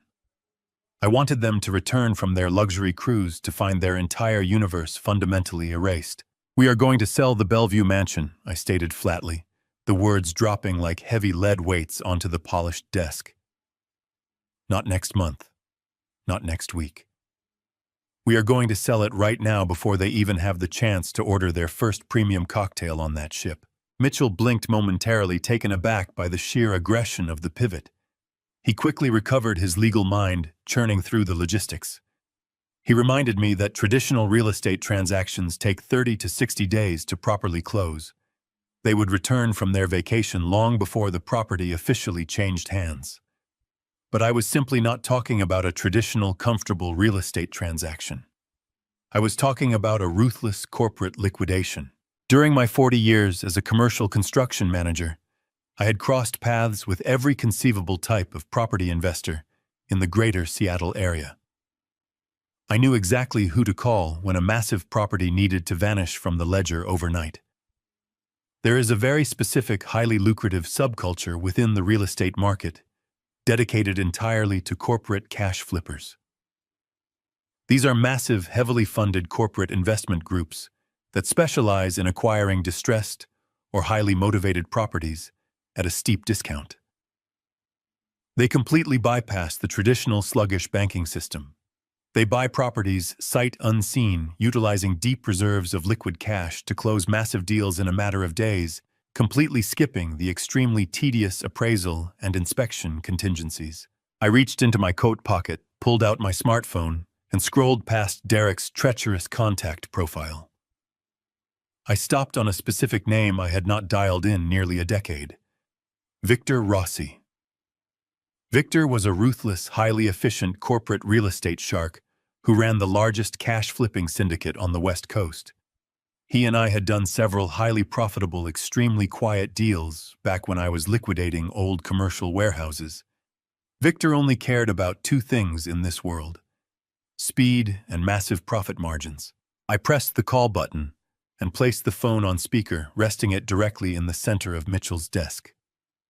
The line rang twice before a sharp, gravelly voice answered. Harrison Caldwell. Victor boomed, his tone thick with genuine surprise. "I thought you officially retired and moved to a golf course. What does a retired construction kingpin need from a guy like me on a damp Thursday afternoon?" I need to liquidate a premium residential asset, Victor, I replied smoothly, my voice devoid of any casual pleasantries. And I need it done faster than you have ever closed a deal in your entire career. The casual warmth instantly vanished from Victor's voice, entirely replaced by the cold, calculating edge of a predator smelling blood in the water. Define your timeline, Harrison. What exactly are we looking at? I have a pristine, modern architectural estate sitting on a premium double lot in a highly exclusive Bellevue cul-de-sac. I stated my words crisp and entirely deliberate. The current market appraisal values the property at exactly $2.2 million. I hold the absolute unencumbered deed in my personal name. There are 0 liens, 0 outstanding mortgages, and absolutely no legal encumbrances. The legal title is perfectly clean. I paused, letting the immense value of the asset hang heavily in the air. I knew Victor was already mentally calculating the neighborhood comparables. I will sell you the entire estate for a flat 20% discount. I continued dropping the massive financial bait. $1.76 million cash. But I have 2 absolute non-negotiable conditions. First, we fully close the transaction and officially record the deed transfer in exactly 3 days. No standard inspections, no lengthy appraisals, no financing delays. Pure liquid cash wired directly into my attorney's escrow account by Monday morning. I heard a low whistle through the phone speaker. A flat 20% discount on a pristine Bellevue mansion was an incredibly rare, deeply lucrative margin for a cash flipper. Victor simply did not hesitate. If the title is as clean as you say it is, Harrison, I can have my corporate attorneys wire the entire sum by Monday at 9 in the morning. What is the second condition? This was the crucial, profoundly devastating strike. This was the exact mechanism that would completely obliterate Derek and Monica's comfortable reality. The property must be purchased strictly as is, Victor, I said, my voice dropping to a low, chilling register. And when I say as is, I am specifically referring to the absolute entirety of its current physical contents. Every single piece of custom imported furniture, every expensive television, every single designer dress hanging in the walk-in closets, every piece of expensive jewelry left in the drawers, and every single digital device scattered across the counters. You buy the house and you take absolute legal ownership of everything currently existing inside those walls. I want your aggressive clean-out crews waiting in the driveway on Tuesday morning. I want them to haul absolutely everything left inside that house directly into an industrial dumpster. You keep what you want to sell, and you physically destroy the rest. A heavy silence fell over the speakerphone. Even a hardened, ruthless liquidator like Victor was momentarily stunned by the sheer unadulterated aggression of the demand. But business was business, and the profit margin was undeniable. You are a terrifying man when you are highly motivated, Harrison. Victor finally replied, a dark chuckle vibrating through the audio connection. You have yourself a deal. Send the legal address and the title documents to my acquisition team. We will begin drafting the binding purchase agreement immediately. I firmly terminated the active call and slowly looked directly at Mitchell across the polished wooden desk. My highly seasoned attorney simply stared back at me with an expression of profound, deeply respectful awe. He silently acknowledged the absolute brilliance of the maneuver. The intricate financial trap was securely set in motion. We were now perfectly ready for their complete legal destruction. Mitchell leaned back in his heavy leather chair and offered a low whistle of genuine admiration. The sheer audacity of liquidating a multi-million-dollar estate in 72 hours to a corporate flipping syndicate was an absolute masterstroke. I thanked my old friend for his rapid legal execution, stood up and firmly shook his hand. We had successfully initiated the complete demolition of their primary financial foundation, but the true psychological warfare was just about to begin. I walked out of the towering downtown office building and stepped back onto the wet Seattle pavement. The heavy rain had finally stopped, leaving the gray city streets slick and reflective under the afternoon sky.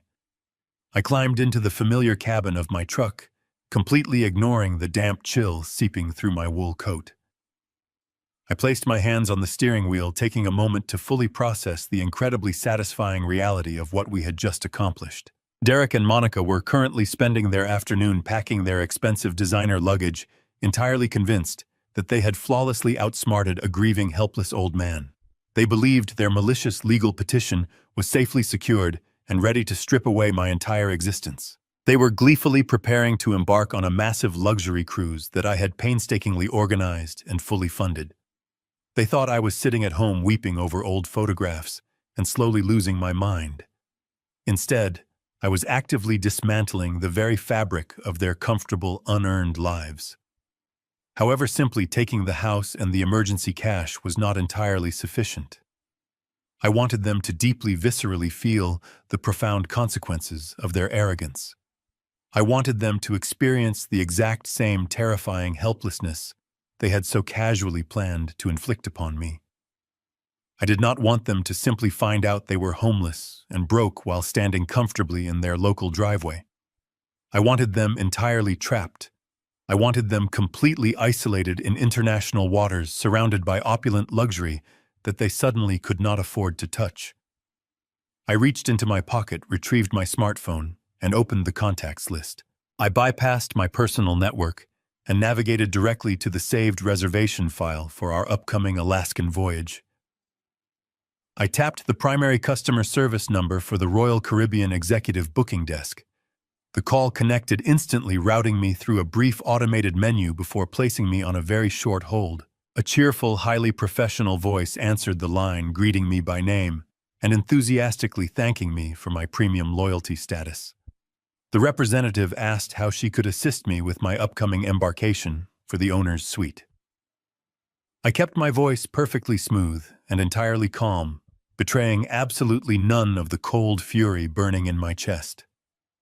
I provided my secure booking reference number, my personal identification details, and the primary billing zip code to fully verify my authorized status on the account. She efficiently confirmed my identity and cheerfully asked if I needed to arrange any last-minute shore excursions or perhaps upgrade our premium dining packages. I politely declined her offers. I told her that I needed to make a highly specific, immediate administrative adjustment to the primary passenger folio. I explained that a sudden, unavoidable personal matter had unfortunately arisen, and I would absolutely not be boarding the vessel tomorrow morning. The representative offered her immediate, practiced condolences, assuming that I wanted to completely cancel the entire reservation and initiate the standard refund protocol. She began explaining the late cancellation penalties, but I quickly and firmly interrupted her routine speech. I clarified my exact intentions. I explicitly stated that I was not canceling the physical cruise tickets. The remaining passengers listed on the primary folio, Derek Caldwell, Monica Caldwell, and Bradley Sterling, were absolutely still planning to board the ship and embark on the scheduled Alaskan itinerary. I wanted their physical boarding passes to remain completely active and entirely valid. The representative paused, mildly confused by the unusual request, but quickly confirmed that the secondary passengers could absolutely proceed with the vacation without my physical presence. That was exactly what I needed to hear. Then I delivered the final, devastating blow. I instructed her to immediately and permanently remove my primary platinum credit card from the central onboard spending account. I explained that I was completely severing all financial responsibility for the remaining passengers. I demanded that my card be entirely unlinked from their individual cabin keys, their digital folios, and any associated onboard credit lines. The representative fell silent for a brief moment, likely reading the extensive list of premium beverage packages, luxury spa appointments, and expensive specialty dining reservations that were already linked to that specific credit card. She carefully informed me that doing so would immediately void all of those specific premium arrangements. I told her that was precisely my intention. I firmly reiterated that Derek, Monica, and Bradley were now fully responsible for providing their own independent method of payment upon arrival at the embarkation terminal. If they wanted to consume premium alcohol access, the high-speed satellite internet, or participate in any exclusive shore excursions, they would have to physically present their own credit cards to the ship purser. I waited patiently on the line as she typed rapidly on her keyboard, officially executing my exact commands. She read a formal disclosure statement confirming that my financial liability was officially terminated and that the remaining passengers would be presented with a zero-balance folio upon boarding.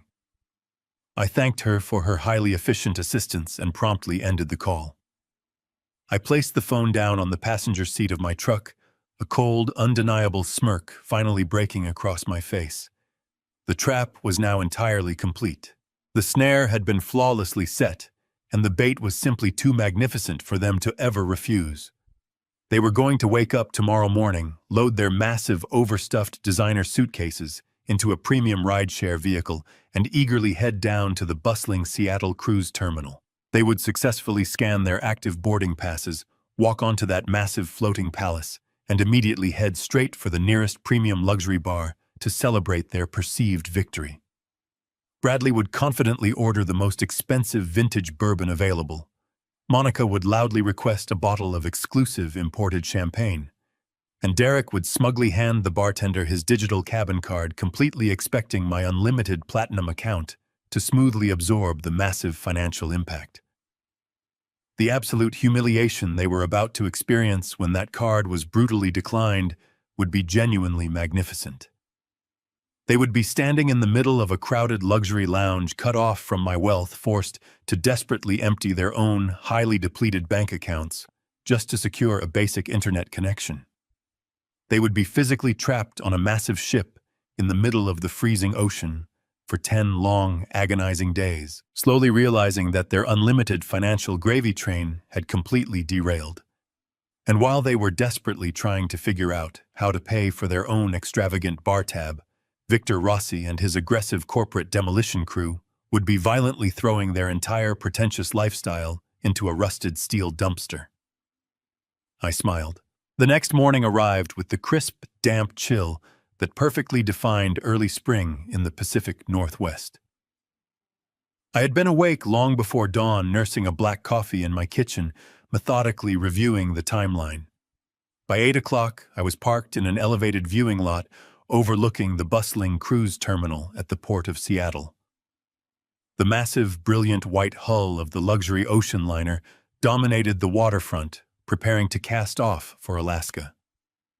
The terminal was a hive of chaotic activity.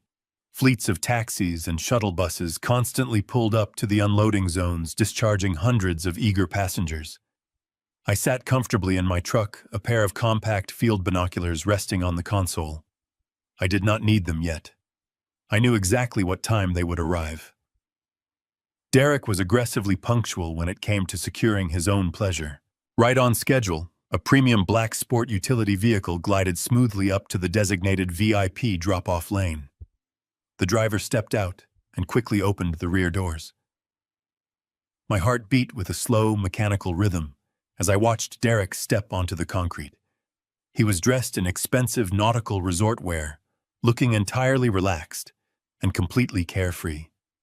Monica followed closely behind him, her face hidden behind oversized designer sunglasses, dramatically gesturing for the driver to handle her massive array of luggage.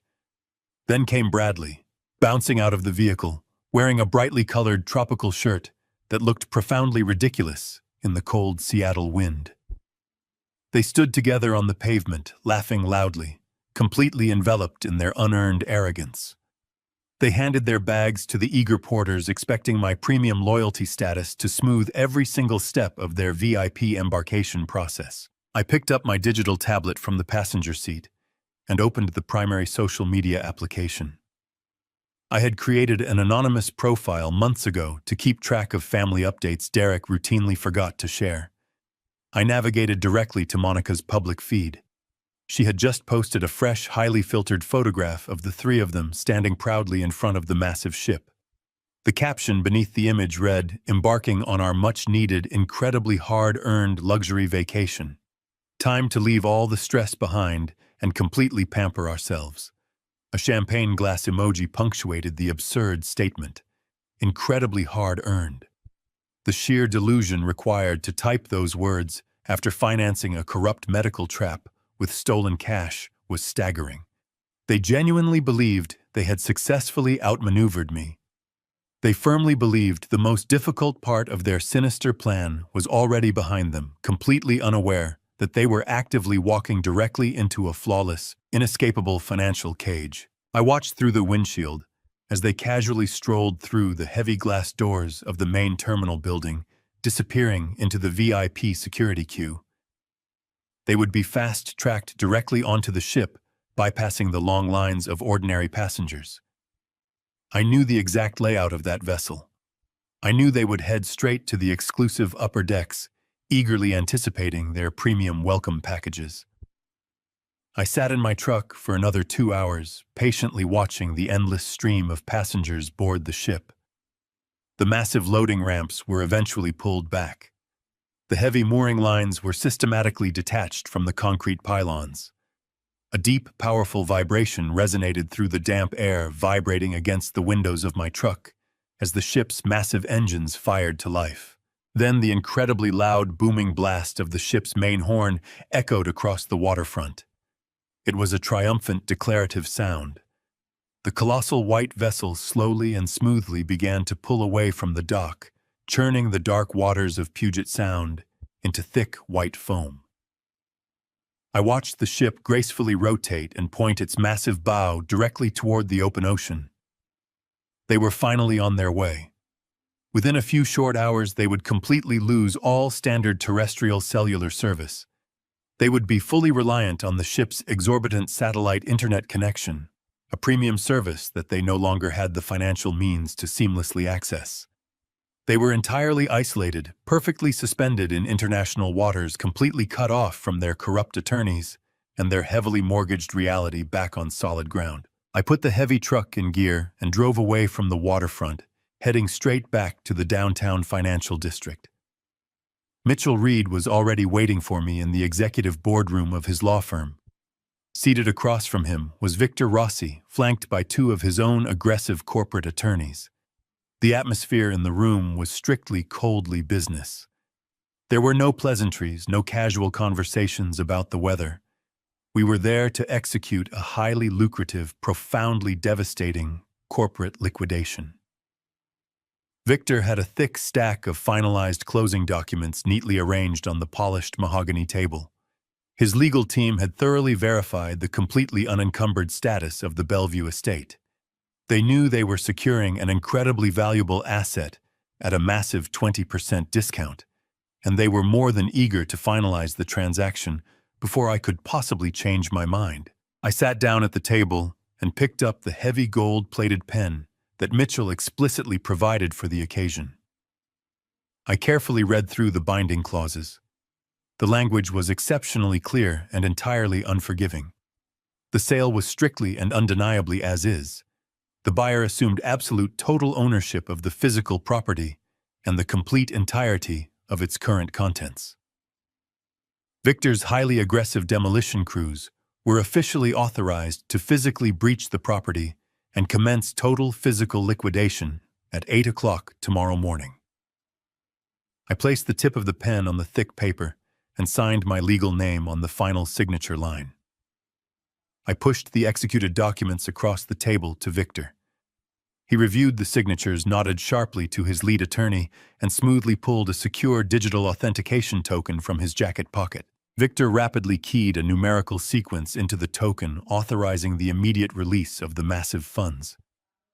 We sat in absolute silence and waited. Less than 3 minutes later, my personal smartphone illuminated on the table. It was a highly secure automated priority alert from my primary banking institution. I picked up the device and opened the encrypted message. The notification was incredibly brief, beautifully simple, and profoundly absolute. An incoming federal wire transfer of $1.76 million had successfully cleared and was now permanently settled into my private, impenetrable solo account. The money was fully secured. The transaction was completely irreversible.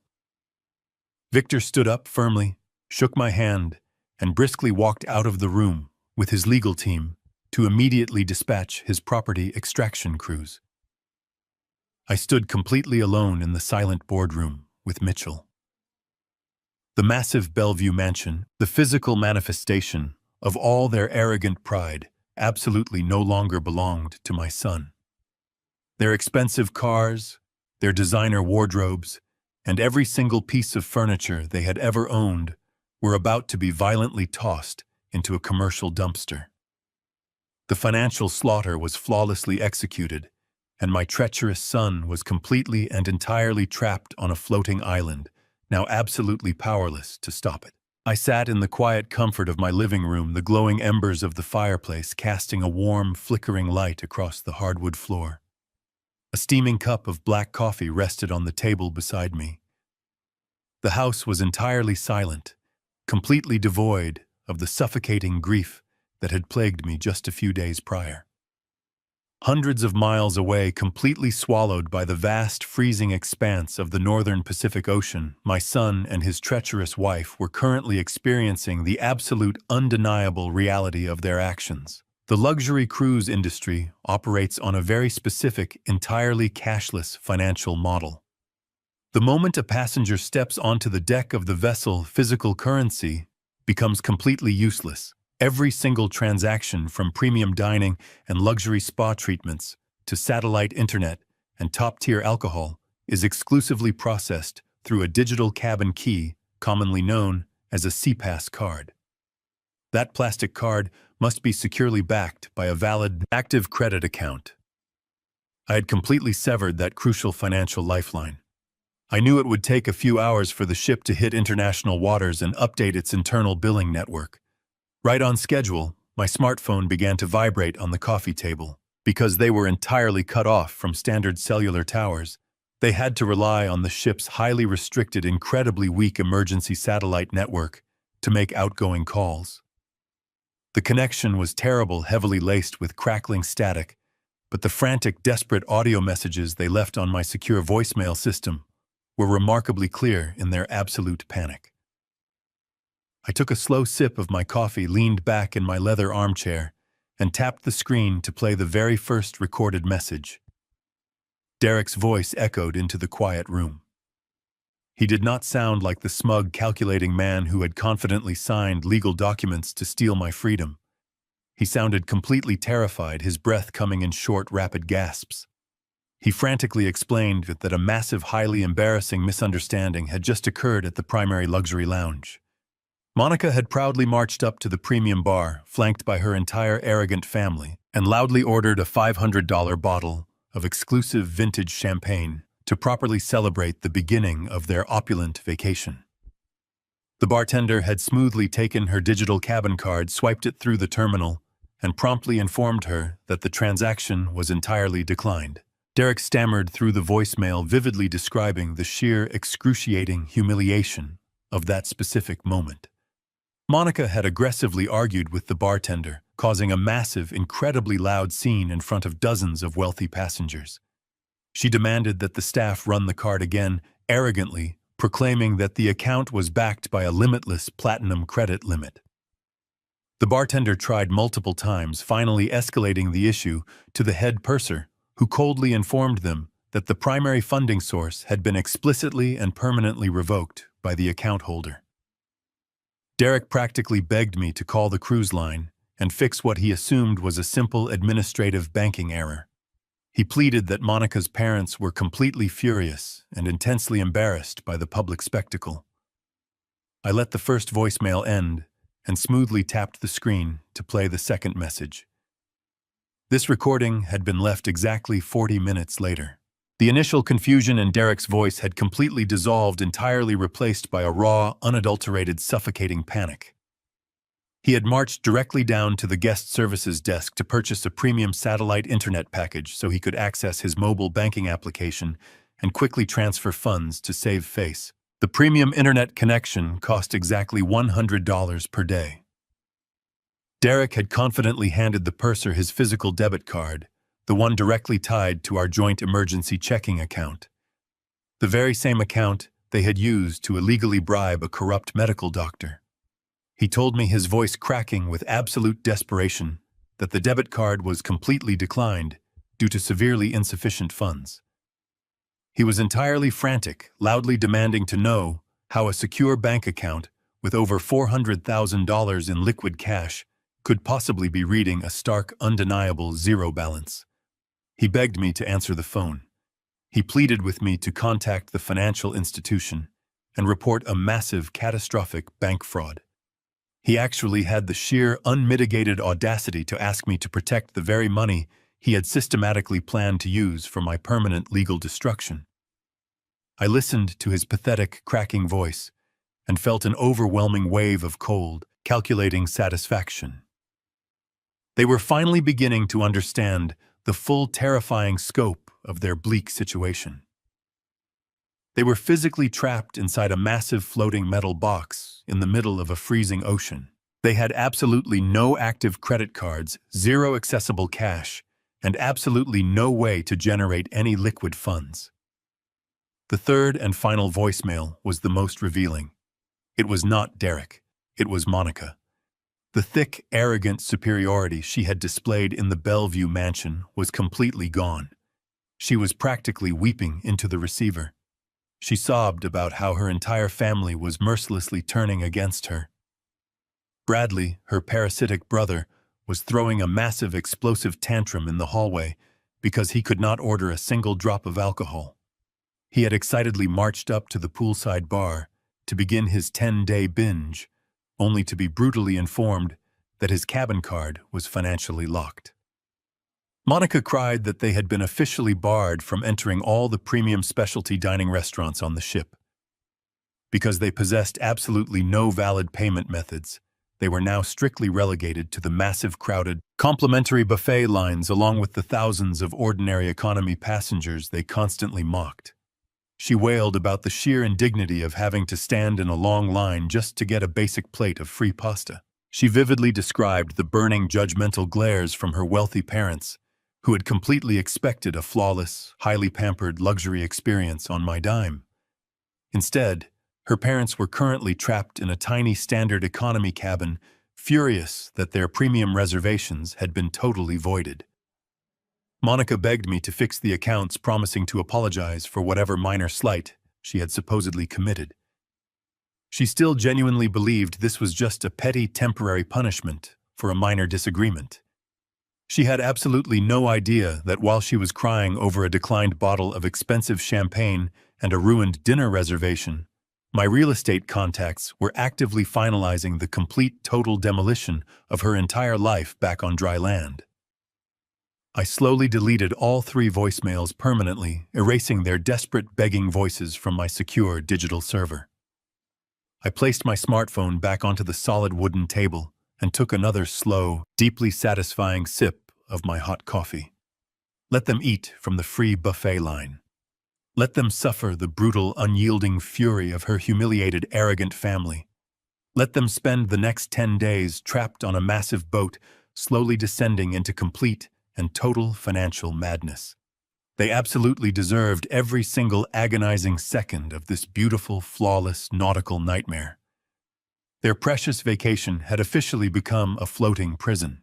The following morning dawned bright and clear, a stark contrast to the heavy gray skies that had mirrored my initial grief just days prior.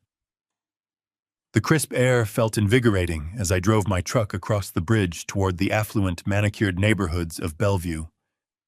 I parked my vehicle down the street from the estate that no longer belonged to my treacherous son. I walked to a coffee shop on the corner, purchased a black roast, and strolled back toward the property. I positioned myself comfortably on the public sidewalk, directly across the quiet, tree-lined street. The neighborhood was serene, filled with the quiet hum of automated sprinklers and distant landscaping crews. It was a picture of suburban tranquility, oblivious to the corporate liquidation that was about to violently unfold. I stood there, wrapping my cold hands around the warm paper cup, staring at the architectural facade of the house I had purchased with parental intentions.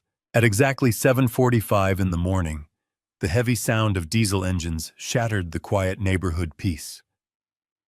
2 enormous roll-off dumpsters were backed down the wide, stamped concrete driveway. The heavy steel wheels gouged deep, unceremonious tracks into the pristine landscaping Monica had arrogantly demanded I finance just last spring. Behind the dumpsters, 3 large box trucks pulled up to the curb. A crew of 12 burly, highly efficient men in work boots poured out of the vehicles. Victor Rossi had absolutely kept his word. These were hardened property extraction specialists accustomed to corporate liquidations.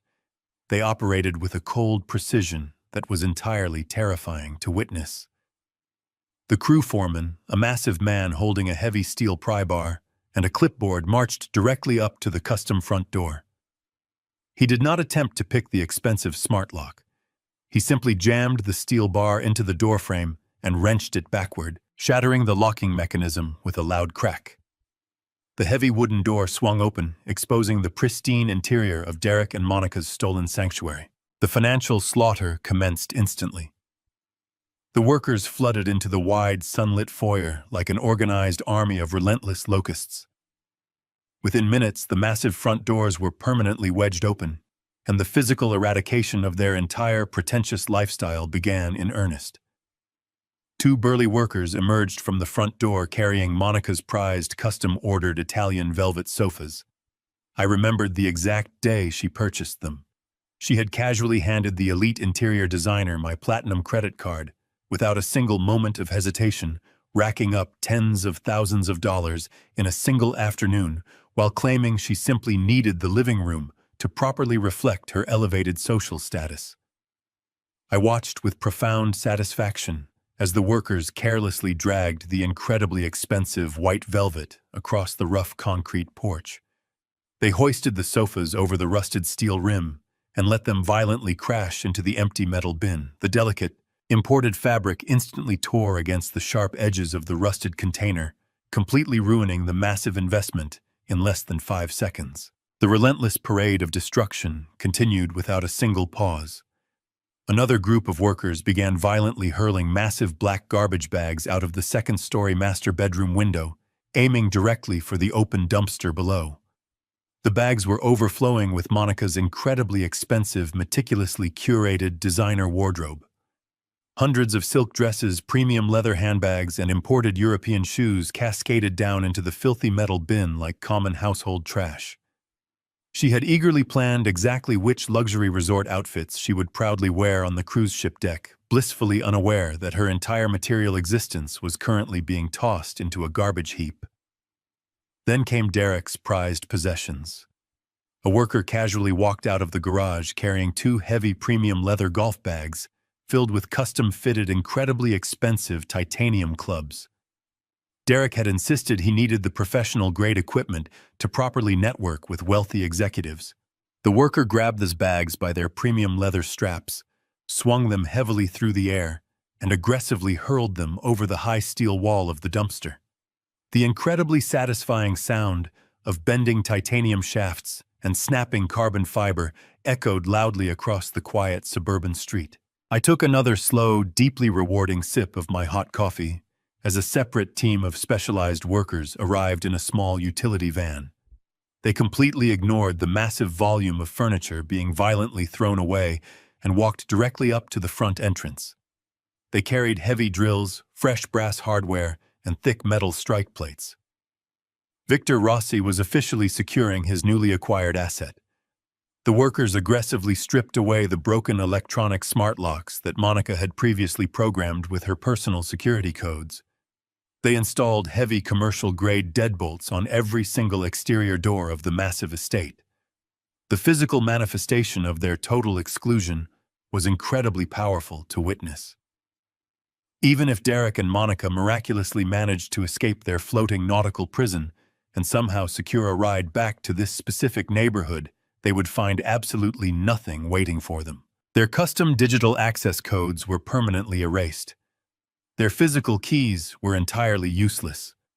They were now completely locked out of the exact same property they had once arrogantly claimed as their undeniable birthright.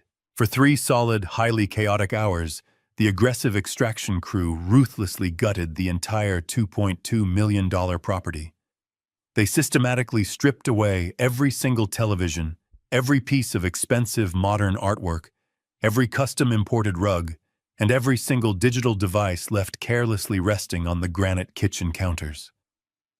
The massive steel dumpsters quickly filled to the absolute brim with the shattered, ruined remnants of their completely unearned, highly pretentious lifestyle.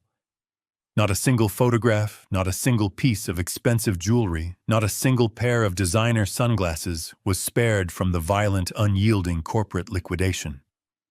Everything they owned, everything they had arrogantly purchased with my stolen wealth, was brutally treated as entirely abandoned, worthless trash. When the massive job was finally completed, the crew foreman loudly blew a sharp whistle. The workers rapidly climbed back into their unmarked vehicles. A hydraulic diesel truck backed up to the driveway, secured the massive steel dumpsters, and slowly hauled them away toward the municipal landfill. The quiet, affluent neighborhood slowly returned to its pristine, serene state, entirely unbothered by the absolute devastation that had just occurred on that specific premium lot. I stood on the sidewalk for several more minutes, simply staring at the completely empty, thoroughly secured house. The massive front windows, previously framed by expensive silk curtains, now revealed nothing but bare, hollow, echoing rooms. The total physical eradication of Derek and Monica Caldwell was officially complete. They had absolutely no home to return to, zero physical possessions to their name, and completely empty bank accounts. They were currently trapped in the middle of a freezing ocean, hopelessly drowning in a profound, inescapable financial nightmare of their own incredibly arrogant design. I slowly crushed the empty paper coffee cup in my right hand, turned away from the empty, soulless estate, and calmly walked back toward my waiting truck, feeling an overwhelming, absolute sense of profound, permanent, and undeniable peace. 10 days is a remarkably brief period of time in the grand scheme of an entire human life, but when you are trapped in a floating metallic cage of your own financial ruin, 10 days can easily stretch into an absolute, agonizing eternity. I did not need to physically stand at the Seattle port to know exactly how the miserable disembarkation process was unfolding. My private investigator, Robert Sanchez, had discreetly positioned himself near the main terminal doors, providing me with highly detailed real-time audio updates from a secure distance. The colossal white ocean liner slowly drifted back to the dock under a heavy, overcast morning sky. But there was absolutely no joy radiating from the returning passengers I was currently tracking. While thousands of sunburnt, happily exhausted travelers eagerly streamed down the primary gangways, my treacherous son and his parasitic in-laws were severely delayed. They were forcefully detained at the central guest services desk for nearly 2 hours, fiercely arguing with the ship's purser over their massive, entirely unpaid onboard gratuities and mandatory service charges. Because my platinum card had been permanently revoked and their personal debit accounts were completely drained, they were utterly incapable of settling their final digital folios. Robert quietly reported that Monica looked completely unrecognizable. Her perfectly manicured, highly curated socialite facade had completely shattered. She was wearing the exact same wrinkled designer sweatpants she had boarded the ship, with her face pale, her hair tied in a messy, chaotic knot.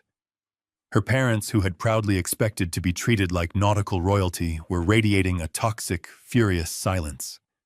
They completely refused to even look at Derek.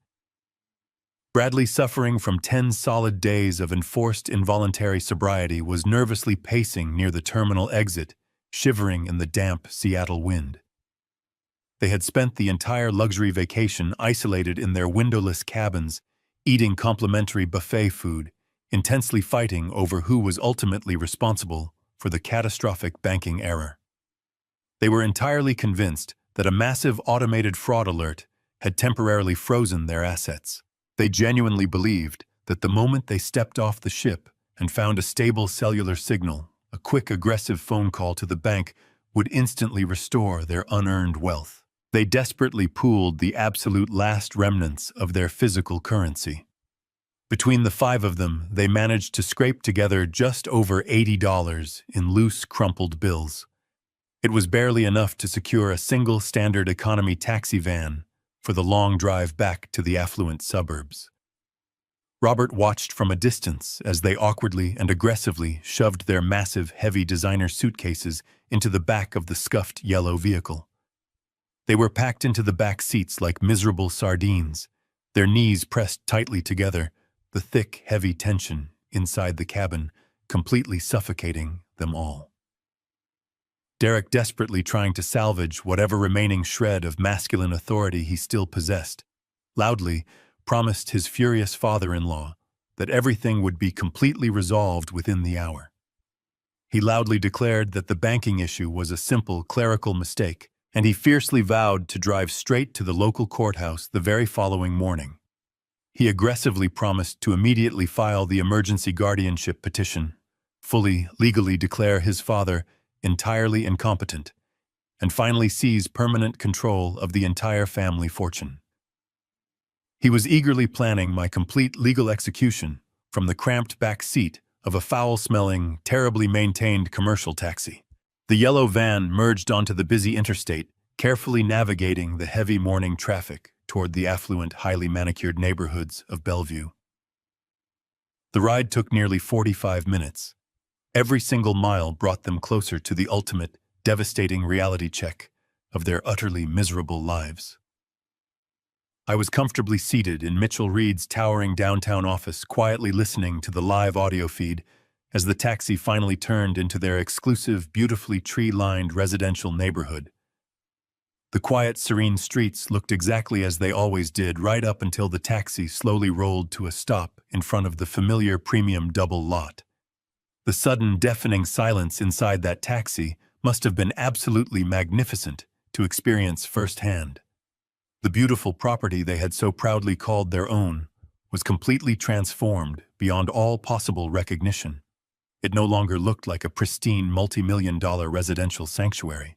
It looked like a highly aggressive, incredibly active commercial construction zone. Victor Rossi had wasted absolutely no time maximizing his brand-new investment. The beautifully manicured green lawn, which Monica had previously obsessed over with intense ferocity, was deeply scarred by massive, heavy diesel tire tracks. A massive, bright red commercial real estate sign was driven deeply into the soft front yard, boldly displaying the word "sold" in huge, undeniable white letters. The elegant, custom-crafted front doors had been completely removed, entirely replaced by heavy temporary sheets of raw plywood, securely fastened with thick steel chains and massive commercial padlocks. Several of the large bay windows on the lower level were heavily covered in thick plastic sheeting, actively being prepped for rapid, highly intrusive corporate remodeling. The massive house was entirely dark, completely hollow, and utterly devoid of all previous domestic life. But the true, absolute horror of their newly discovered situation was waiting for them directly on the damp concrete curb. Robert quietly narrated the chaotic scene as Derek and Monica slowly stumbled out of the yellow taxi, their mouths hanging wide open, in sheer, unadulterated, mind-numbing shock.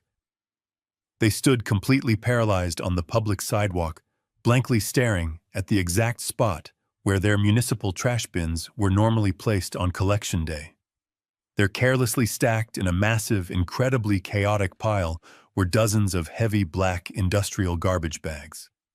The plastic bags were violently ripping at the seams, fully exposing the ruined, discarded remnants of their entire pretentious, heavily financed lifestyle. A crushed, severely bent titanium golf club violently protruded sharply from one of the overstuffed bags.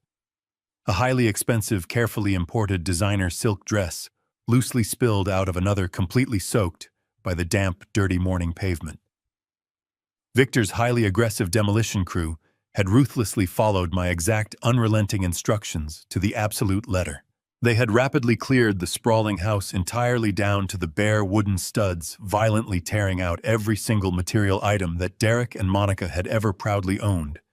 And sitting directly on top of the massive pile of discarded, completely ruined designer merchandise was a large hand-painted cardboard sign, hastily written in thick, black, permanent markers by one of the anonymous demolition workers.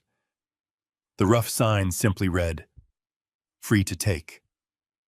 Derek blindly dropped his expensive leather travel bag directly onto the wet sidewalk. He took 2 shaky steps toward the garbage, his mind completely incapable of processing the magnitude of the visual information in front of him. Monica finally let out a guttural scream, a sound of pure despair that echoed down the quiet street. Her furious parents stood silently behind the idling taxi, absolutely disgusted. They finally realized their precious son-in-law was a completely broke, entirely homeless fraud who had just been systematically eradicated by the very man he had tried to destroy. While Robert quietly relayed the glorious details of that curbside meltdown through my earpiece, I was nowhere near the Bellevue area. I was comfortably seated in a plush leather armchair inside the highly exclusive first-class lounge at the Seattle-Tacoma International Airport. The ambient noise of the terminal was completely muted behind thick glass windows. I was sipping a perfectly brewed espresso, watching massive commercial jetliners slowly taxi across the wet tarmac. The sheer contrast between my serene, luxurious environment and the absolute chaotic devastation unfolding on that damp suburban sidewalk was incredibly satisfying.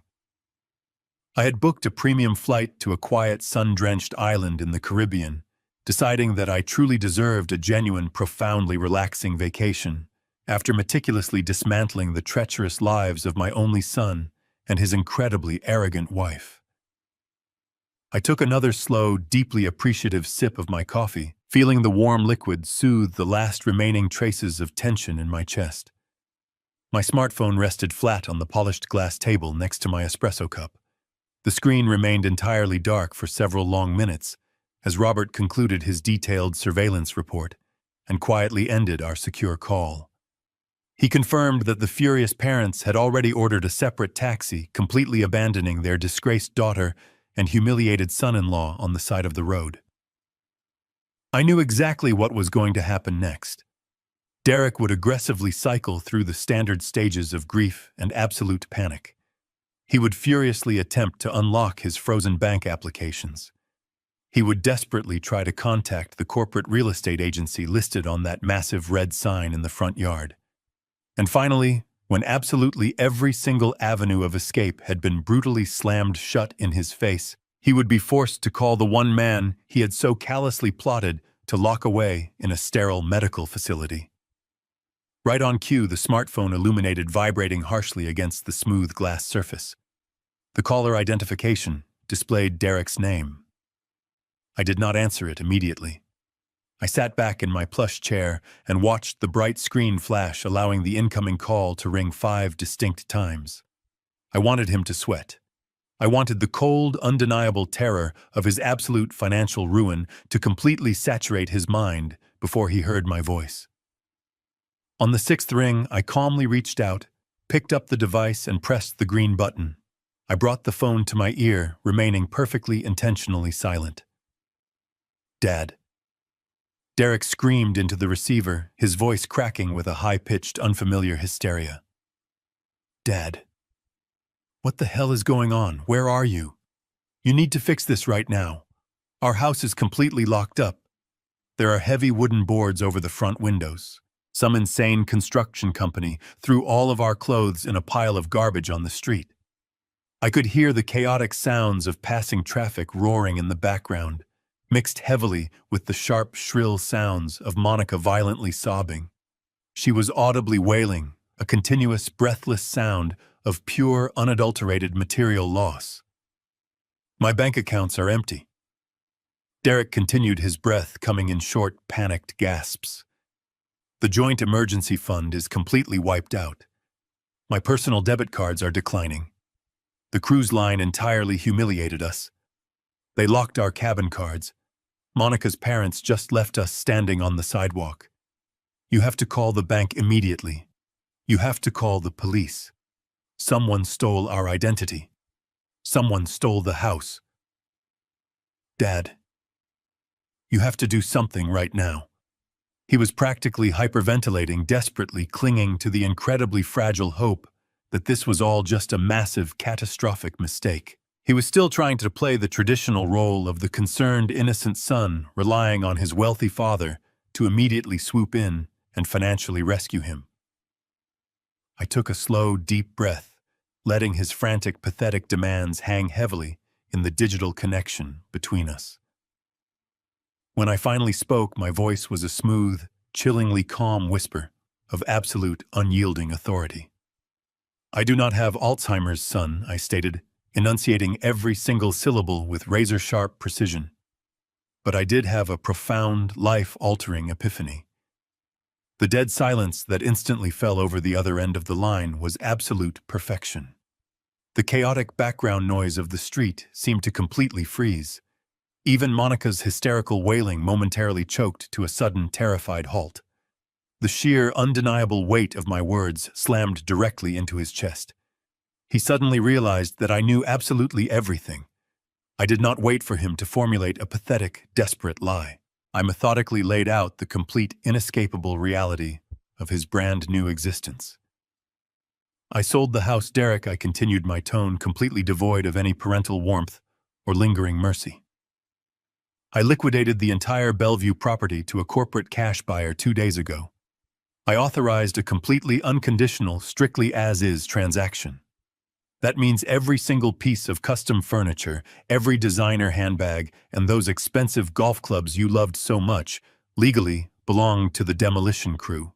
I explicitly instructed them to treat your possessions exactly like the absolute garbage you both proved yourselves to be." "Dad." "Please," Derek whimpered, his voice shrinking into a pathetic, broken whisper. "You cannot do this to us. You gave us that house. It was ours." "It was a revocable trust," I corrected him smoothly. "A trust that I permanently revoked the very same day you decided to formally cancel our family cruise through a cowardly text message. And those bank accounts you are currently crying about, I drained them. I legally transferred every single cent of my hard-earned cash into a highly secure solo account." "You have absolutely nothing left, Derek. You are officially bankrupt, totally homeless, and entirely cut off from the massive wealth you so arrogantly believed you were fully entitled to steal." No, you cannot leave us like this," Derek pleaded, the sound of genuine suffocating panic completely overtaking his words.